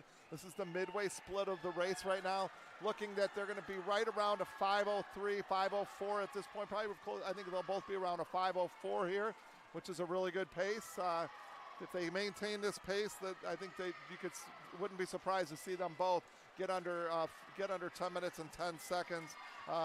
Piper's seat time is a 10:18. Mary Grace is a 10:22. If they stay with each other and keep pushing each other, and we're starting to see Piper Wood Prince from CWEC make a little bit of a move here. That was a little bit of an aggressive wall going into that wall, and a little bit of a stop onto that turn. And she's trying to put a little distance, I think, making a little challenge on Mary Grace King. We'll see if it works. Yeah, I wanted to, because I noticed she was starting to use her legs a little bit more, Bill. So you think that's by design? I think it is. It might be, again, it depends. Some swimmers will throw a 50 in there. Let's get after it. Try to get some separation. You see that 30.6, a little bit faster than the 30.9 she's been throwing down. Just to try to get, if she can get that body length separation, then that can break the spirit of your opponent, and I think that's what she's trying to do right here. So we'll see if she can maintain those 30.6s. Yeah, Piper Wood Prince starting to widen her lead out just a little bit now, approaching another split. That was a 30.65. Yeah, Mary Grace King, 31.09, and this gets a little bit into the danger zone for Mary Grace King. She's, has this opponent that she's working with, and that they're working together, working against each other, but they're using that motivation. And but Piper Prince Wood, dropped those splits about 3 or 4 tenths, and she's maintained that for 250s, and it looks like she's still holding those times. Another split time for Piper Wood Prince, 30.60, being really consistent right around 30 seconds. And we see now Mary Grace King, now she's 31.5. She doesn't have any bit of race. And here's the mental challenge for Mary Grace King. And I've seen this girl swim quite a bit. She's a very, very tough swimmer. Do you keep pressing this race when there's a chance, when the race is slipping away from you and you have other races coming up tomorrow? Do you keep grinding out? So we'll see how it goes, but she's certainly keeping a good effort, and her splits haven't really dropped off that much, maybe a couple tenths. Yeah, 30.72. Again, uber consistent is Piper Wood Prince. Absolutely. Starting to lengthen that lead out to about a body length and a half now at this point as she approaches another turn. And we're getting to the point now, we're at the 3/4 mark. When they get down to the other end, that's going to be 30 lengths. That's going to be the 750 mark. And now's where, these two girls they could start lapping this field and showing just how well they're doing. And the fact that they're lapping the field is good for Alexandria Mitchell and Nina Mullen, who swam this morning, shows that they have a shot to really get into that top 6-7 swimmers. So yeah, I believe that's what Piper Wood Prince is starting to do at this point. Again, a 36.7. You can't get any more consistent with these split times by Piper Wood Prince. Her splits are literally within 4 or 500ths of a second of each other each time, and so is Mary Grace King. But she's just dropped back a little bit, and basically what happened, Mary Grace King kept her tempo up where it was, but Piper Wood Prince just found a new gear and started and picked up her tempo by about, again, 3 tenths of a second. 30.9, the first kind of crack in that. Now she's back at her old tempo. So and right now in lane number 4 also is Marguerite Larson, and we have Julia Pfeiffer in lane 3, and they're battling for the 3rd place position, as well as who is that? That's I think it's it's Tessa Jones in lane 7. But it's still Piper Wood Prince with a commanding lead now. Starting to drop off her pace a little bit, though. 31-24 on that last 50-yard split. She has a big lead. She's not challenging for the state record right now. And again, you know, this is the thing where I think if they were both still racing each other, you'd probably see both their splits a little bit faster. Julia Pfeiffer with a 31.5. She's actually making a move to get into third place now in a really great race between Julia Pfeiffer from St. Charles and Marguerite Larson from Wheaton. 31.06 on that last 50 yards by Piper Wood Prince. Again, falling off just a little bit, but still right around 31 seconds, 30 and a half, 31 seconds. Very consistent. 30.9s is what she was holding before the midway point, and she's just keeping it on. She's got 3 more to go. We're going to hear the bell come up here in a moment. We will hear that bell lap for Piper Wood Prince. A dominating performance by the young swimmer from the Wolfpack. But the real battle here, the really interesting race right here now with a 75 to go. We've got Julia Pfeiffer and Marguerite Larson battling for third place, and they are literally stroke for stroke. Their splits are very, very close to each other, like we saw in the first half of the race with Piper Wood Prince, who's coming in on her final turn, and with Mary Grace King also coming in on her last wall. An outstanding performance by Piper Wood Prince from CWAC. Let's check her time, those final yards. She will hit the wall with a 2:11.70, sub 30 on that last split, Bill. Yeah, exactly, and nice big drop for her. Also, Mary Grace King goes from a 10:22 to a 10:19. A nice little definitely drop. got a race for third now. Watch this race too. That is Julia Pfeiffer and Marguerite Larson who will get there first. It is Julia Pfeiffer in lane 3 with a 10:33.16. That is the second fastest final split of the fields with a 29.8. Her time of 10:33, while she shows it in third place here, actually is behind Alexandria Mitchell and Nina Mullen. Alexandria Mitchell is a 10:19.83. So Mary Grace King with a 10:19.08 just barely finishes ahead of Alexandria Mitchell. And so Alexandria Mitchell gets third. Nina Mullen gets fourth place with a 10:23. And then Julia Pfeiffer is a fifth place finish, 10:33.1. Congratulations, young ladies, as we now will move down to the pool deck for the finals for the boys, 13-14-year-old age group, 1,000-yard freestyle.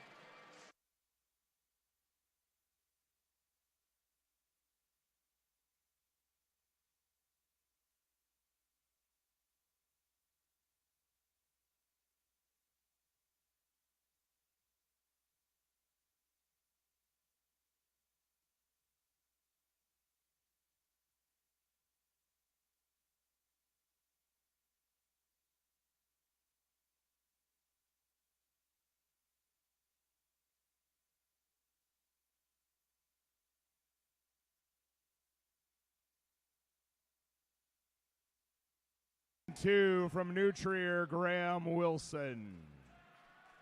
In 3 from Swift, Andrew Lubashenko. In 4 from Fox, Aiden Dunn. In 5 from Ultimate Swimming, Braxton Bocas. In 6 from Bloomington Normal, Tyson Tucci. In 7 from New Trier, Hayward Wilson. In 8 from Wheaton, James Coffey. In 9 from Peoria, Joshua Knoll. And in 10 from Bullets, Theo Nikolov.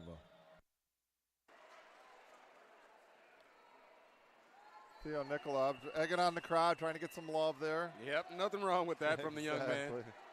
Again, these are the boys, 13, 14-year-old, 1,000-yard freestyle. These are the timed finals. Yeah, Braxton Bocas is the number 1 seed with a 10:00. State record in this event, 9:28.33. Brad Boswell swimming out of Rockford Marlins, and back in 2000. Meet record is Nicholas Andres from 2017, 9:45.4. So we'll see. This, and we talked about earlier about the 200 breast. It's an event that swimmers rarely swim. The 1,000 is an event that they really never swim. most of the times they'll swim the 1650, and they're qualifying for this event with their 1,000 split from the 1650. Okay. So, we saw Nina Mallon and Alexandria Mitchell this morning. They finished third, fourth in that event.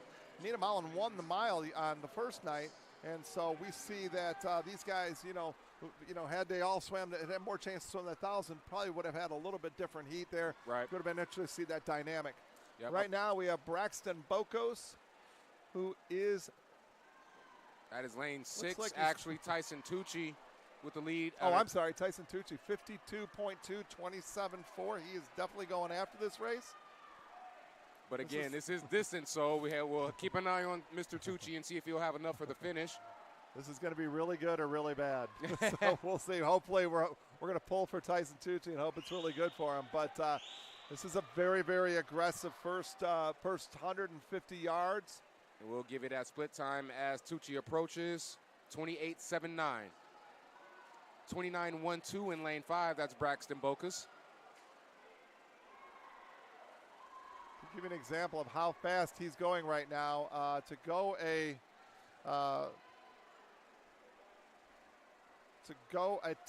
under the state record, he should be holding 29 low. So we'll see where he's at with this, but he is definitely on a meet record pace at this point. We'll see if he can hold on.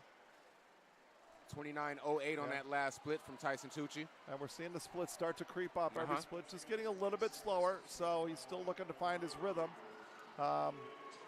Braxton Bocas right there with him again. This is a long race, so it is a long race. He will definitely have time to make up. Right now, Mr. Bocas is firmly in second. He is, and I like Braxton's tempo right now. I think he looks really comfortable. We'll see how this goes. A tight grouping for third place. Those are lanes 3 and 4, and lane 8. In lane 3, Andrew Lubashenko. Lane 4, Aiden Dunn. Lane 8, that is James Coffey from Wheaton. Starting to see a lot of the splits from all the swimmers start to slip up closer to the 30-second mark. If you're averaging 30 seconds, that's a 10-minute swim. So we shall see how this goes. Approaching another split is Mr. Tyson Tucci with a 29.49 sub 30 that time there, Bill. Yep, and 29.9. That's Braxton Bocas. So Braxton and Tyson are both settled in. Tyson, I believe, is a 29.3 last 50. Braxton Bocas is kind of settling into that 29.9 pace, which would be a great pace for him. That would certainly get him under. If he keeps those 29.9s, he'd be looking at about a 9.52, about a 9.50, 9.52, which would be a nice drop for him. Now, I noticed compared to the start for Mr. Tucci, not using his legs much at this junction in the race. 29.7, so he's starting to slip a little bit too. His splits are consistently getting slower. 30.1 for Braxton Bocas. So while Tyson Tucci is slowing down, so is the rest of the field, and he is still opening up his lead. Got about a 7-8 yard lead right now. We'll see how it goes. And we're right about the 400 mark. We're going to be coming up on the midway. Midway part of the race is where now tactics come in. I mean, tactics start at the very beginning. Obviously, Tyson Tucci his tactic was to get a lead and get after it. Still holding 29.8. He's starting to find his rhythm. Braxton Bocas also at 30.0 is finding his rhythm. But there are swimmers that will literally back half the race, that they are just kind of holding a tempo, trying to get into a groove, and then on the second 500, they'll start to pick up their tempo, see if they can't, reel in the people ahead of them. So we'll see how the strategy plays out for everybody in this field. At this point in the race, Tyson Tucci approaches another split. He's got about a 2.5 body length lead, 29.55 on that last split. Yep. 30.4 from Braxton Bocas, so he's also being really consistent. Exactly. And now we're at that's the 450s. We're coming up on the halfway point right here. Braxton Bocas slowing down a little bit. He was 30.0. He'd been holding 30.0s. Now he's 30.4 down that split. So it's a little bit off, and I think he's going to want to pick it up a little bit if he wants to keep that swim under 10 minutes. Another split sub 30 by Tyson Tucci, 29.83. He's 447 then split at 29.8. If he holds 30.0 the rest of the race, goes 5 minutes, that's a 9:47 big swim. But right now, if he can keep all of his splits under 30, I would say he's got a shot to break that meet record of 9:45. So that's going to be really important to watch for him. An impressive performance by the young swimmer From blooming to normal, Mr. Tyson Tucci up on another split. 30.06 this time, Bill. Yep, and that's that's a little troublesome, but again, we'll see where he's at. He could be, he's right at that. He was 29.9 earlier, so 30.06 is only a few hundred slower. If he can kind of battle his splits back and forth between 29.9 and 30.0, he'll still have a shot at the record. Tyson Tucci once again widening still his lead out now. It's about 3 lengths of body as he approaches another split time. We will give it to you.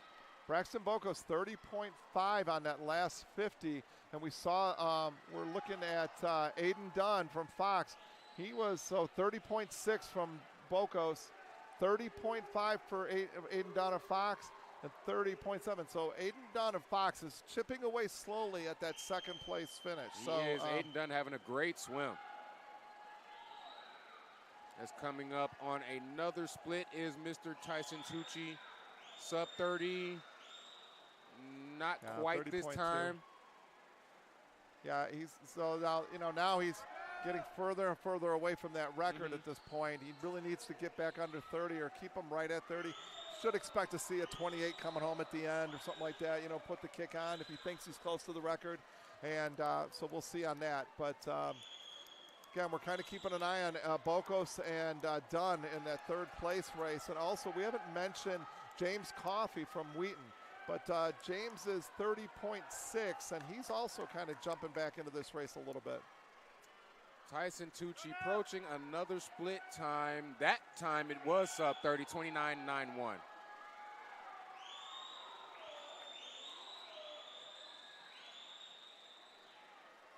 30.8 for Brooks, 30.6 for Dunn. So we're seeing Dunn continue to chip away at that lead. And like I said, James Coffey, 30.8. His sister is a 200 flyer distance swimmer at University of Nebraska. So we know that he can do the distance swimming. We'll see how that goes also for him. 29.93 for that last split for Mr. Tyson Tucci.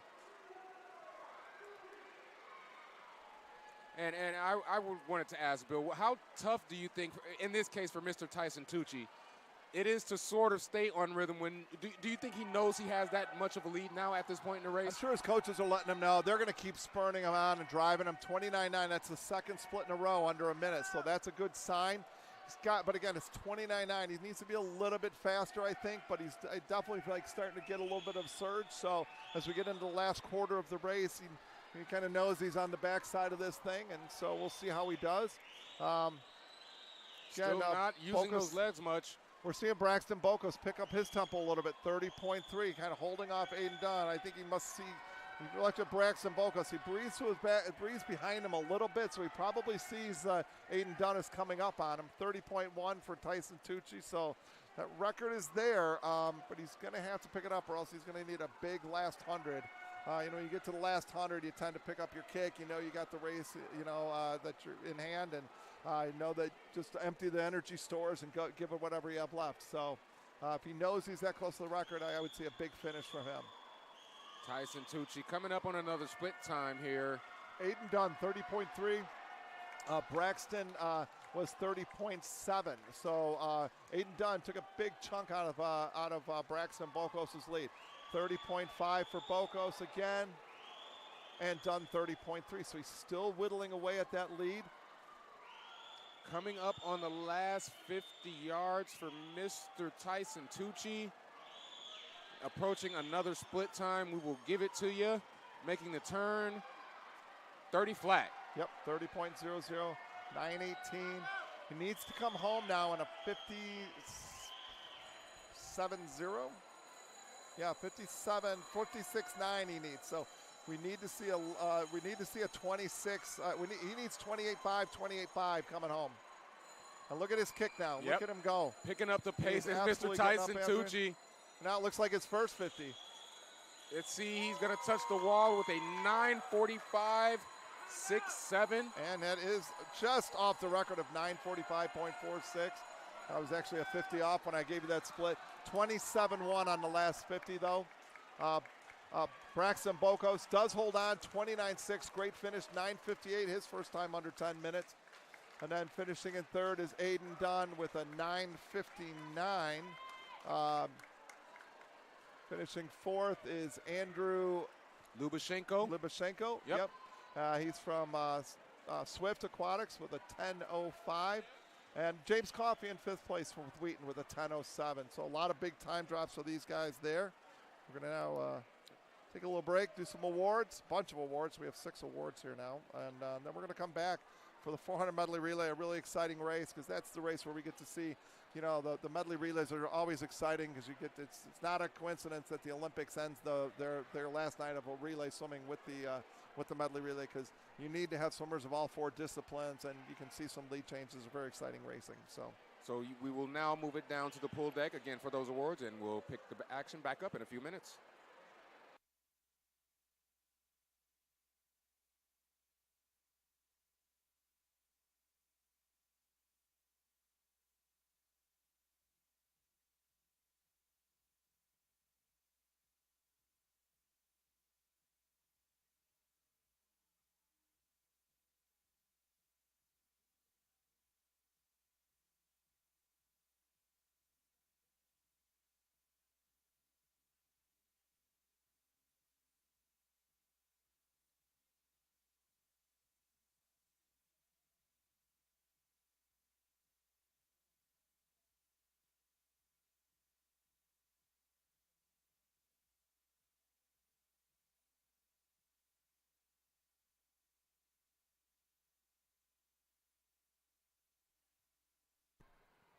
Awards for event 63 girls, 11-12-200 breaststroke.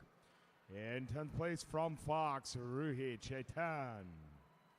In 9th place from New Trier, Madeline Orr. In 8th place from McHenry Marlins, Avery Kleik. In 7th place from Coho, Erica Ilku. In 6th place from Nassau Wildcat, Connie Gillum. In 5th place from Glenbrook, Rachel Kravtsov. In 4th place from Ultimate Swimming, Kalia Hughes. In 3rd place from Ultimate Swimming, Burlington Bokas. In 2nd place with a time under the previous meet record from Chicago Wolfpack, Kayla Duran. And your 2019 Illinois Swimming Girls 11-12-200 breaststroke champion with a new meet and state record time of 2:16.73 from Delta Aquatics, Bridget McCann.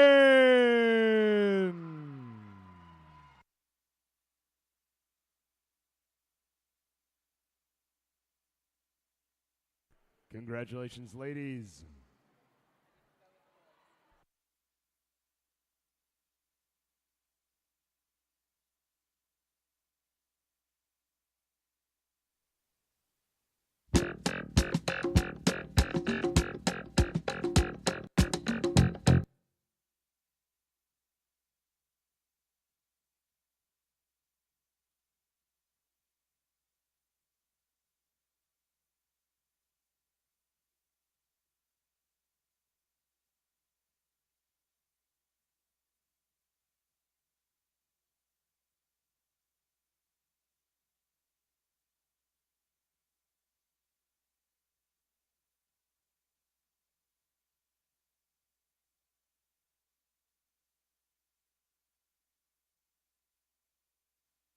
Awards for event 64 boys 11-12-200 breaststroke. In 10th place from Hornet, Matthew Vatev. In 9th place from Hinsdale, Eric Wang. In 8th place from Bullets, Michael O'Connell. In 7th from St. Charles, Kyle Algrim. In 6th place from Glenbrook, Clark Simpson. In 5th place from Glenbrook, Henry Chen. In 4th place from Bullets, Thomas Adamitis. In 3rd place from Homewood Flossmoor, Mitchell Niemak. In 2nd place from Bullets, Drew Rosa. And your boys 11-12 200 breaststroke champion for 2019 with a time of 2:17.29 and a new meet record from Ultimate Swimming, Jeffrey Ho.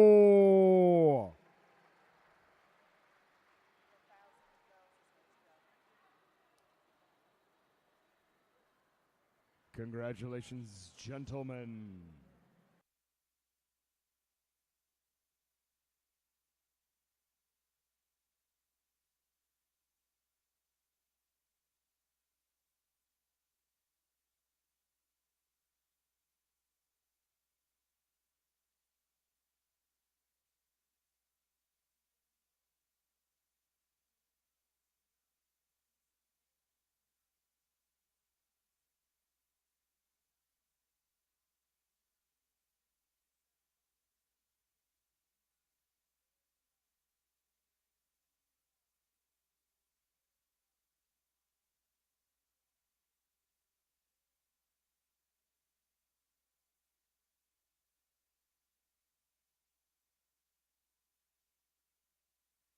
Awards for event 65, girls 13-14, 1,000 freestyle.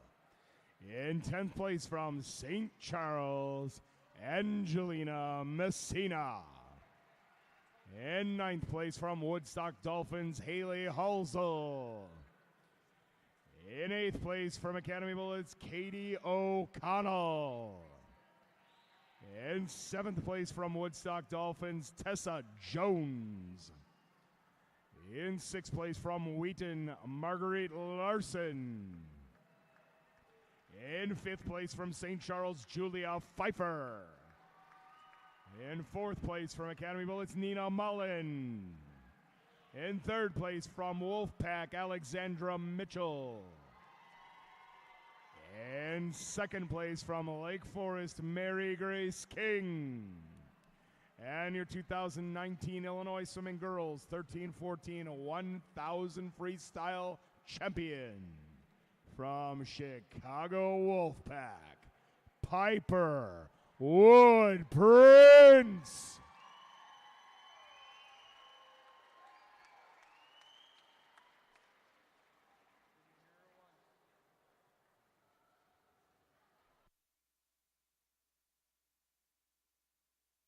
Congratulations, ladies.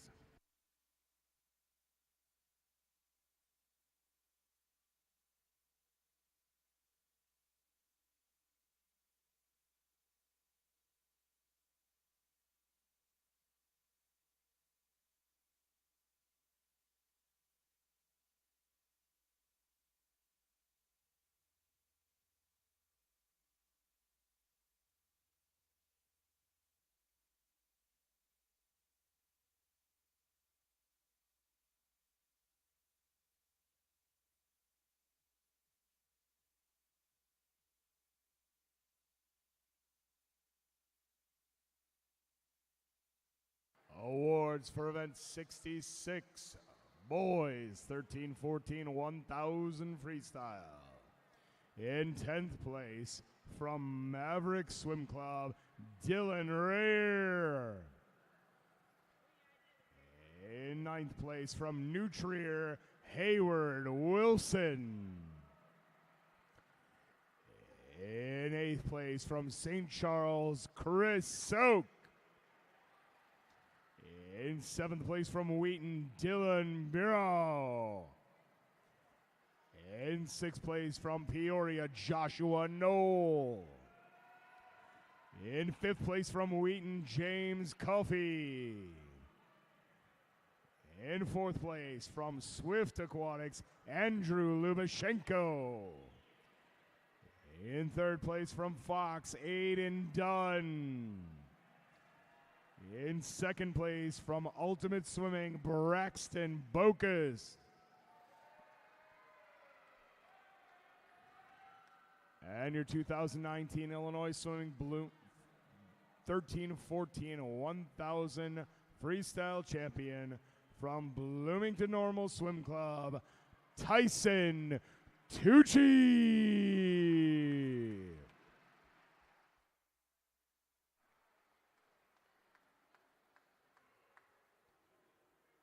Congratulations, gentlemen.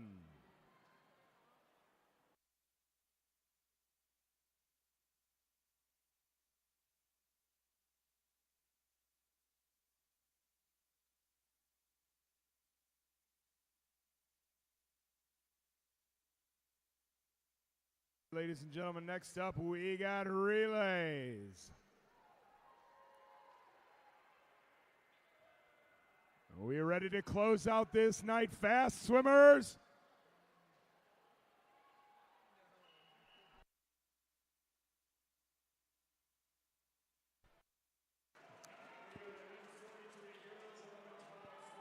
Medley relay.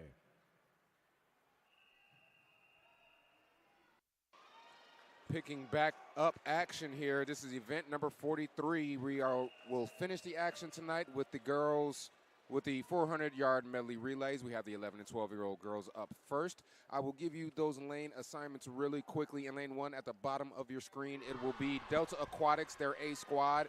In fact, lanes 1 through 6 will be their A squads. So that will be New Trier in lane 2, NASA Wildcat in lane 3, Fox Valley in lane 4, the Wolfpack in lane 5, Glenbrook in lane 6, the Wolfpack B relays in lane 7, PPD A squad is in lane 8, Academy Bullets, their A squad is in lane 9, and the Wolfpack C relay is in lane 10 at the top of your screen.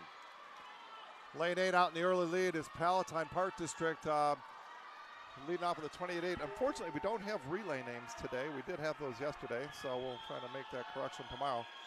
This is a time final events. There are some teams that swam the morning. 4:21, 5:1 by Lincoln Way Swim Association is the fastest time. Again, probably will not. It will not factor into who's our state champion, but it'll definitely factor into some points. So Palatine off to a great lead right now. Second leg getting ready to drop in the water. Palatine Park District is in 30.72 on that last split as we transition to the breaststroke now. So while we don't have names, but in lane 5 is Maldonado, I believe. Raquel Maldonado. Yeah, Raquel Maldonado looks like her, and so unbelievable breaststroke. She's already made up the deficit with Palatine and is putting her relay out there. We should say that the state record, I don't know if you mentioned this, is a 4:00.29 by the Academy Bullets. That's the state record and the state meet record. Most of the relays were set at this meet.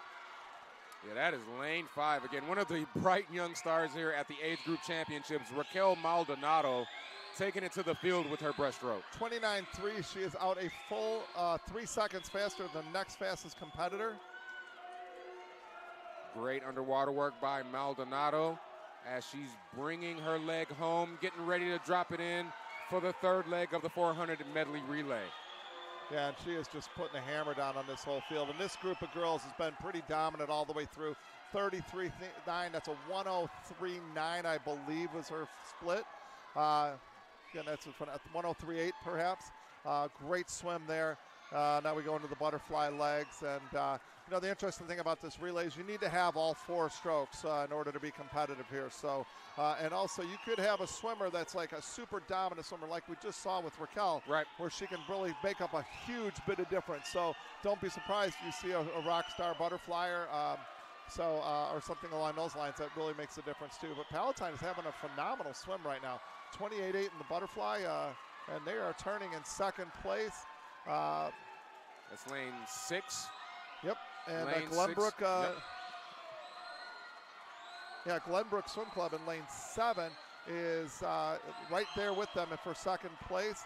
Also, NASA Wildcat is right behind those girls. Wolfpack anchor leg is now in the water. That was a 32.93 on that last split for the Wolfpack. Now they're 3:05 right now. I would say that this Academy Bullets record of ours is in jeopardy here. So I say that because I'm affiliated with the Academy Bullets. But and it's not a surprise though, the way these girls have been swimming. All they need is a 55 and they've got this record. So I think we're going to see, they're going to be all over it. 24.8. A blistering split time. She just needs to come home at a 29, so we won't put any hexes on her or anything like that, of course. But so 3:59.1. They were seated under the record. There's quite a battle going for second place. You've got Glenbrook Swim Club and Palatine's still hanging in there. Chicago Wolfpack is at their B relay, battling for second place. We have a 3:58.52 for Chicago Wolfpack. The Chicago Wolfpack B relay is making a run for a 1-2 finish. This is very, very rare in our state to have one team with the 8 fastest girls, and they do it. And they do it. 4:11.8. So basically, their B relay is faster than every other A relay in the state. Glenbrook Swim Club, great finish, exciting race. 7/100ths of a second, the difference between second and third. Top 3 teams will finish on the awards podium. Palatine Park District finishes 4th with a 4:13. Nassau Wild with a 4:14. Congratulations to the Wolfpack, though. A very impressive performance, going 1 and 2 in that 400-yard relay, or medley relay, excuse me. We are moving on now to the boys. They're 11 and 12-year-olds, the 400-yard medley relay. I will give you those lane assignments in lane 1. At the bottom of your screen will be the Chicago Wolfpack B relay. And the rest of the field, these are their A relay squad, so I'll just give you the names of the teams. In lane 2 is Fox Valley. Lane 3 is Wheaton Swim Club. Lane 4 is Hinsdale. Lane 5 are the Academy Bullets. Lane 6 is the Wolfpack, their A squad again. Glenbrook is in lane 7. Fox Valley Park District is in lane 8. Nassau Wildcat is in lane 9. And Patriot Aquatic Club is in lane 10 at the top of your screen. Academy Bullets with the fastest seed time of a 4:06.4. Lot can change in these relays, though, from seed times, so you see things tend to tighten up a little bit, and so it should be an interesting race. Right now it's Chicago Wolfpack, and I believe that's Hinsdale Swim Club out with the early leads. Yep, first 50 split for these relays coming up. That is a 28.87 for the Wolfpack A relay, but 200ths behind them. That's lane 4, the Hinsdale A squad. Right.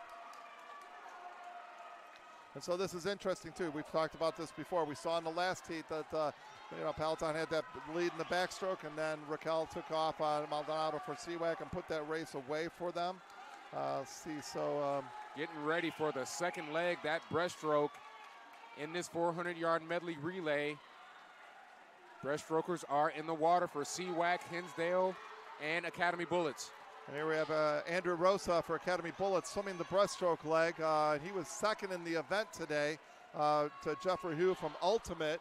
And so I don't know if Ultimate is not in this heat. So one would expect that Andrew Rosa, who also I believe finished second in the 100 breaststroke, would be the odds-on favorite to put Academy Bullets into the lead here. And he is doing just that as they approach another split.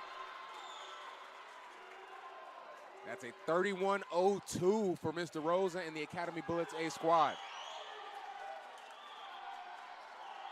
Right above him in lane 6 is the Wolfpack A squad, dropping off the pace a little bit. But below him in lane 4, that is the Hinsdale squad keeping pace. Yeah, he's done a nice job. He outsplit the Hinsdale breaststroke on the first 50. The Hinsdale breaststroke is sort of staying with him a little bit. I still think Andrew is pulling ahead a little bit. Hopefully that's we'll see if that's enough for his teammates to hang on and make the most out of this. Getting ready to drop in that third leg are the Academy Bullets. That was a 35.47 split time, 37.19 from Hinsdale, as we are now in the butterfly leg of the medley relay.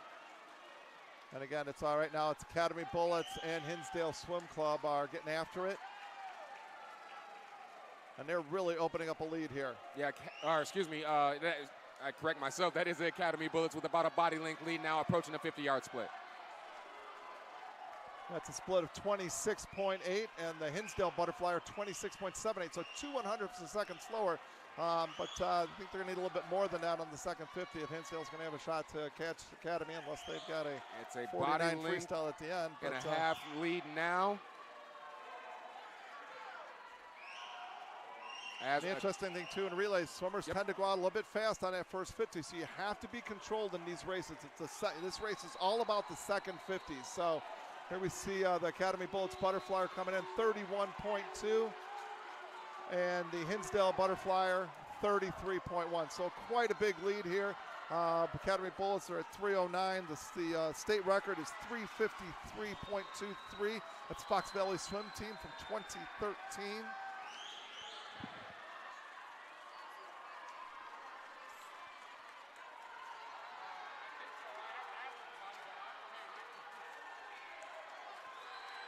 Academy Bullets out in 27-0. CWAC coming in strong with a 25-9.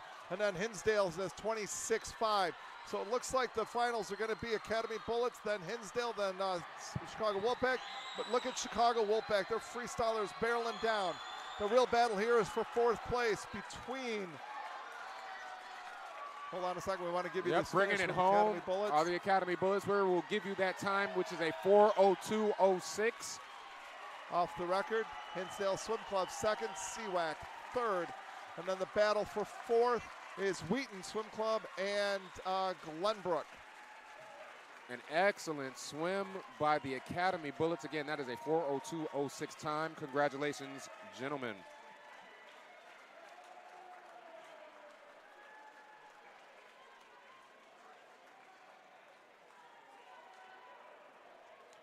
As we're moving on, keeping that action going, it is the 13 and 14-year-olds now. Their 400-yard medley relay. I will run down those lane assignments for you. We will have the Wolfpack, their B relay in lane 1, bottom of your screen. The Academy Bullets, also their B relay is in lane 2.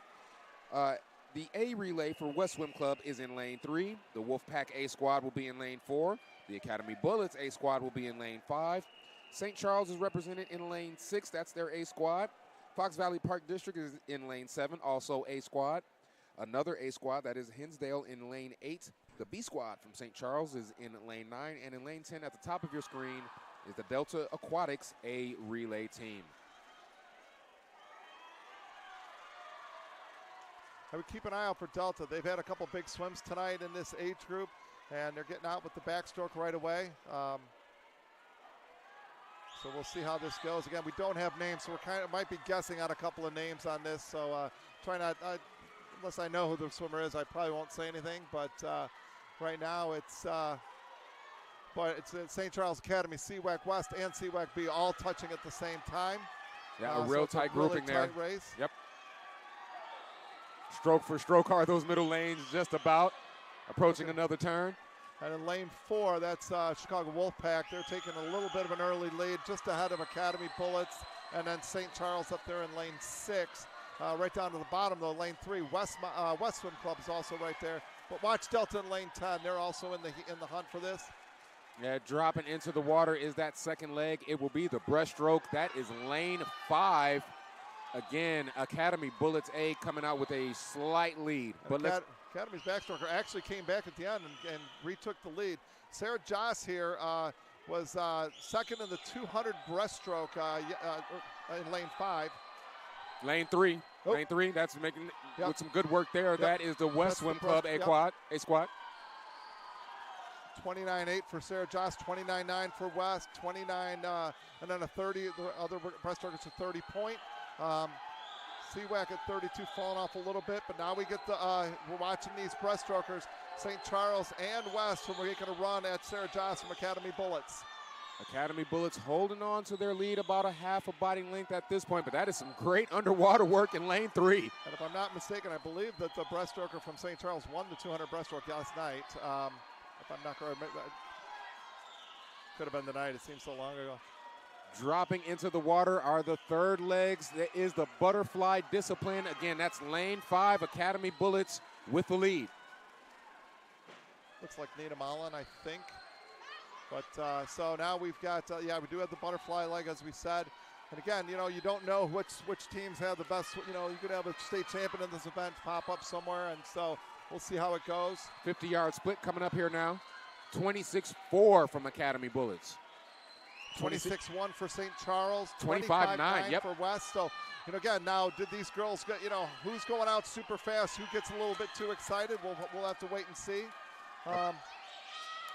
Approaching another turn here, Academy Bullets, not quite a body length lead, trying to bring it home for those anchors.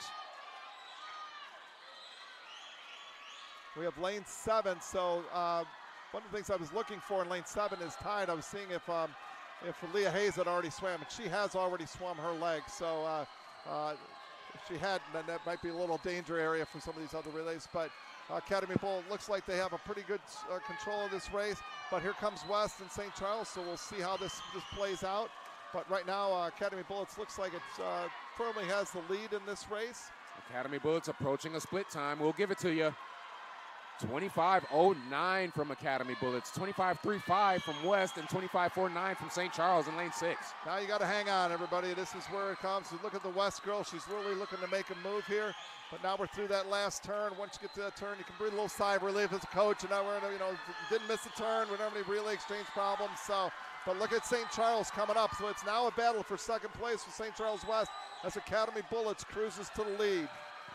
Bringing it home is the Academy Bullets A squad with a 3:49.69 time. The West Swim Club will touch second with a 3:52.37, and St. Charles in lane 6 will touch third with a 3:52.59. There's some Academy Bullets girls at home getting ready for nationals, taking a little breathing a sigh of relief as their 3:49.03 state record remains intact as the Academy Bullets goes at 3:49.69. It is the last event of the evening, Bill. Event 46, the boys 13 and 14-year-old 400-yard medley relay. I will give you those lane assignments. Every one of these relay teams, it is their A squad, so I will just give you the team names really quickly. Lane 1 at the bottom of your screen will have Glenbrook. NASA Wildcat is in lane 2. The Patriot Aquatic Club is in lane 3. Swift Aquatics is in lane 4. The Maverick Swim Club is in lane 5. Wheaton Swim Club is in lane 6. The Wolfpack is in lane 7. The Academy Bullets are in lane 8. Hinsdale is in lane 9. And in lane 10 at the top of your screen, it is the St. Charles swim team. And early on, we have lane 2, NASA Wild backstroker. Rex Maurer won the backstroke tonight, so that we may be looking at Rex Maurer right now. And he is out in a 25.9, really putting a hammer to this heat right now. Yep, that is lane 2. Again, the Wildcat A relay approaching another turn here. And again, we think this is Rex Maurer because he was the finalist in the backstroke tonight, won the 100 backstroke earlier tonight, but we don't have names, so we're not sure. Transitioning into the breaststroke now. That is lane 2. NASA Wildcat 53.28 getting out yep, there. 27.34 on that last split. Again, as we are moving on to the breaststroke, and that is some great work in lane 5 from the Mavericks. As all the young men now are pretty bunched up. We have a pretty close grouping as we approach another 50-yard split. And this race is really, really tight. Mavs, Wheaton, and Wild are all right next to each other. They're all it's boom, boom, boom. Swift Aquatics, though, the fastest split in the pool with a 28.78. Approaching another turn are these breaststrokers. Again, like Bill just said, this is a really tight grouping. And it's getting a little bit tighter. Lane 9 from Wheaton is really making a move at the top of your screen. Starting to challenge. No, that's not Wheaton. That's Hinsdale Swim Club. Wheaton is in the middle of the pool, actually leading the race. And then Hinsdale Swim Club up on top. It is Wheaton touching first, right with Maverick Swim Club touches first with a 156.9. And now we see how the Flyers come through. And this is the race will probably start sorting itself out a little bit more here. But lane 5, Maverick Swim Club. Lane 5 now starting to pull out to a lead. Yep. First 50 yards for the Mavericks. Butterflyers. We'll give you that split time coming up. 24.86 sub 25. That is a great time for Mavericks. The Mavericks relay team with about a body length lead at the 75-yard mark, trying to bring it home for those anchors. And that is Jaden Gamilla for the Maverick Swim Club. He was a finalist, I think top 3 in the 200 butterfly earlier, and you're seeing that, with that great 200 fly power of his, seeing him pull through there. Lane 4 underneath him. Sorry, I take that back. So, yeah, Maverick Swim Club opens up a big lead. And then in lane 3, Patriot Aquatic Club had a great split there, too. The Mavericks anchors, all the anchors are in the water now, but that Maverick anchors, it is the freestylers. They are trying to put this thing away. A 50-yard split time, 23.23. That is amazing. Yeah, he's really getting after it right now. And so then we have, and then it's a wide open race for second. But right now we're really looking at Pack and Swift but also up in lane 9. Hinsdale Swim Club has a great leg going here. It's anybody's race for second. This is going to be a nail-biter for second place. First place, however, will belong to the And Mavericks. lane 7, Chicago Wolfpack making a run too, but it is Maverick Swim Club, as you mentioned. And second place, Swift Aquatics. Third place, Hinsdale Swim Club with a 342.6. And in fourth place, Patriot Aquatic Club just out of the medals with 342.3. So again, about a little more than the 10th of a second behind there. Maverick with a great swim today. State champions, 339.42, just off the record.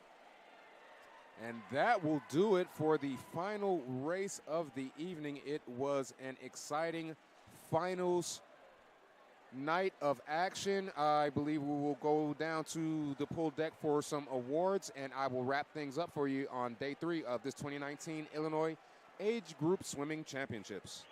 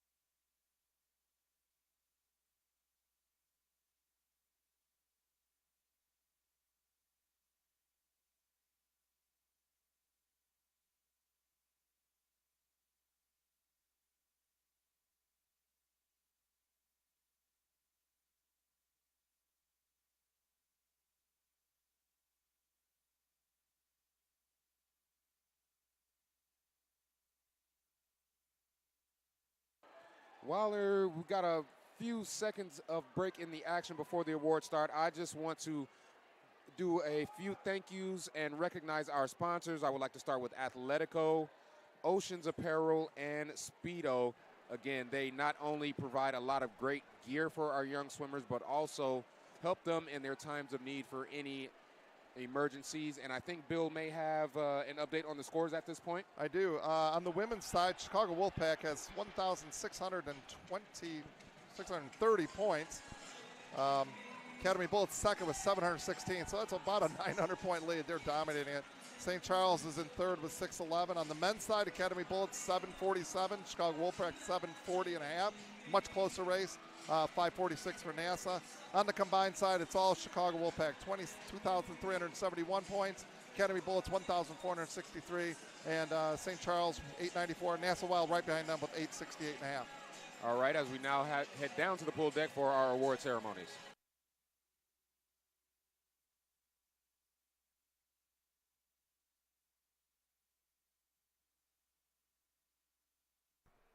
Awards for event 43, girls 11-12 400 medley relay. In third place, from Glenbrook Swim Club, Rachel Kravtsov, Isabella Gonzalez, Sophia Samansky, and Elizabeth Matea.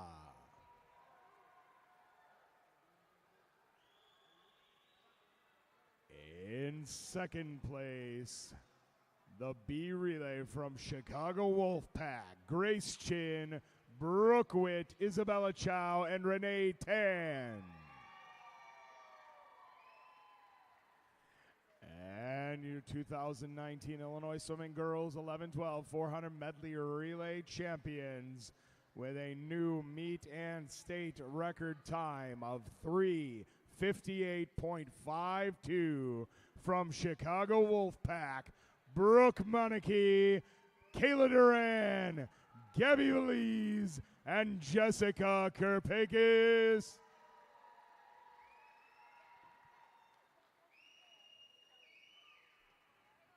Congratulations, ladies.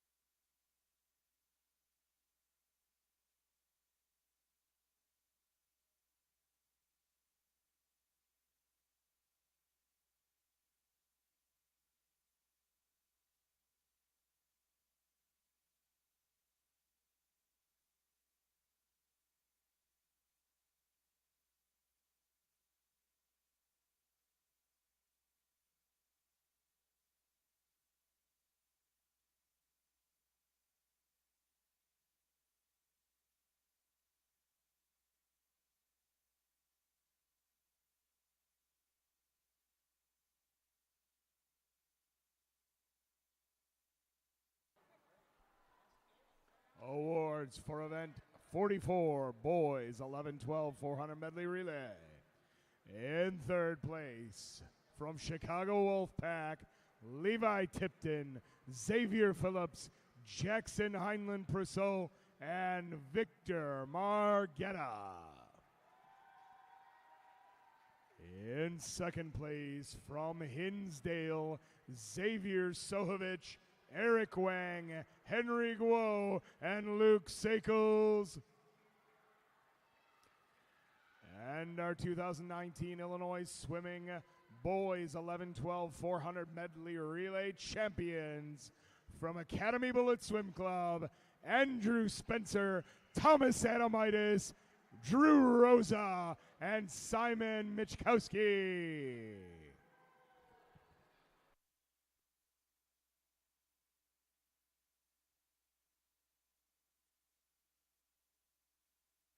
Congratulations, gentlemen.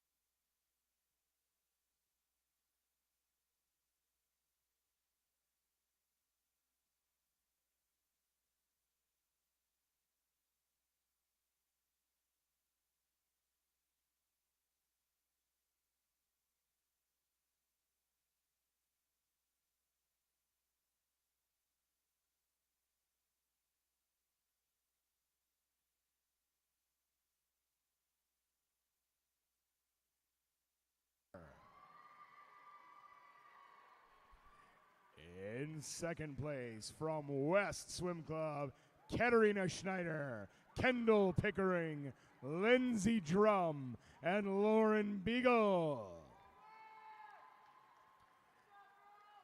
And our 2019 Illinois Swimming Girls 13-14 400 medley relay champion, from Academy Bullet Swim Club, Tegan Ozga, Sarah Joss, Nina Mullen, and Katie O'Connell.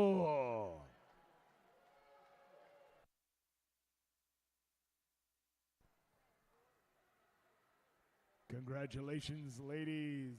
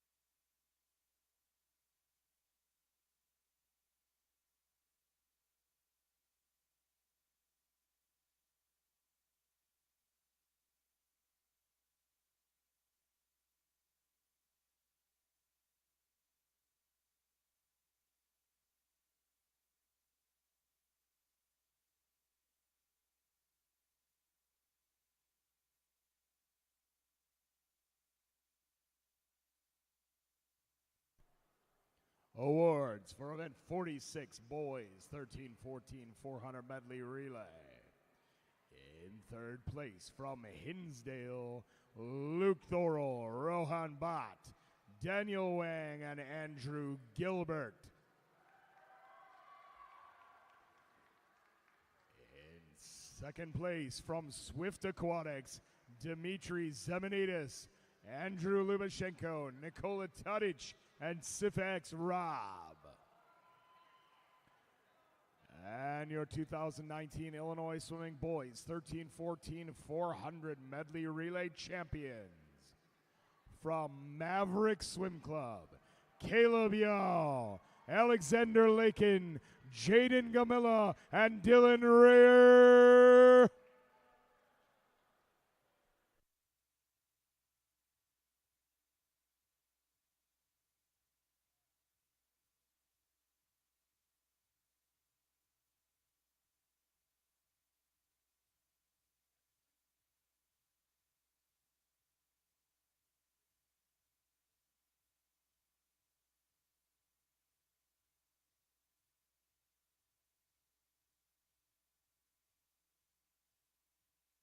Congratulations, gentlemen.